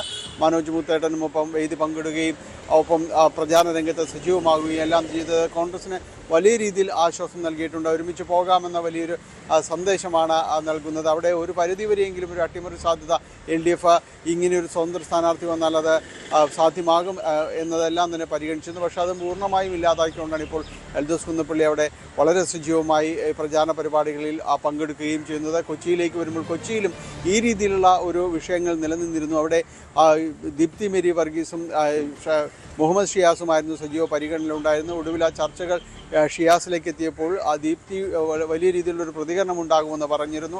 അങ്ങനെ ചില പ്രചാരണങ്ങൾ ഉണ്ടായിരുന്നു. പക്ഷെ അതൊന്നും ഇല്ലാതെ തന്നെ ദീപ്തിയും KPCC തീർച്ചയായും കോൺഗ്രസിന് ആശ്വാസകരമായ മാറ്റങ്ങൾ അവരുടെ ശക്തി കേന്ദ്രമായ എറണാകുളത്ത് ഉണ്ടാകുന്നു എന്നുള്ളത് നിർണായകമാണ്. മറ്റു വാർത്തയിലേക്ക്, അന്തർദേശീയ ഫാഷൻ ഫോട്ടോഗ്രാഫർ തരുൺ ഖിവാളിന്റെ നേതൃത്വത്തിൽ കൊച്ചിയിൽ പഠന ക്യാമ്പ് സംഘടിപ്പിച്ചു. സൂചി ഫിലിമിന്റെ സഹകരണത്തോടെ ഇൻസൈറ്റ് ക്യാമറ ക്ലബ്ബായിരുന്നു ക്ലാസ് സംഘടിപ്പിച്ചത്. IMA ഹാളിൽ നടന്ന ക്യാമ്പിൽ 100-ലധികം പേർ പങ്കെടുത്തു. Photographer Radhakrishnan Chakyath memorial photography മത്സര വിജയികൾക്കുള്ള അവാർഡ് ചടങ്ങിൽ വിതരണം ചെയ്തു.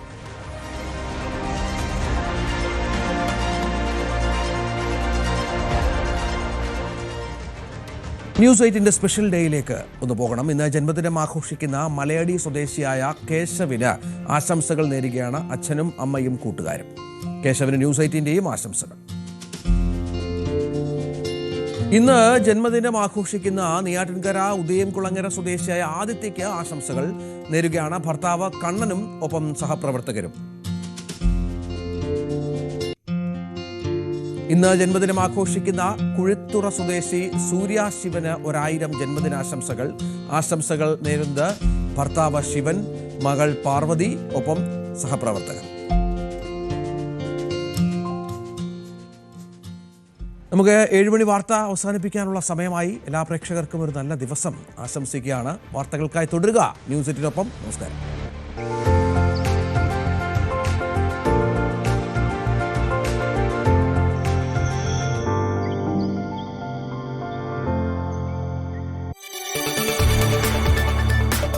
കൂടുതൽ വാർത്തകൾക്ക് news 18 Keralam YouTube channel subscribe ചെയ്യുക.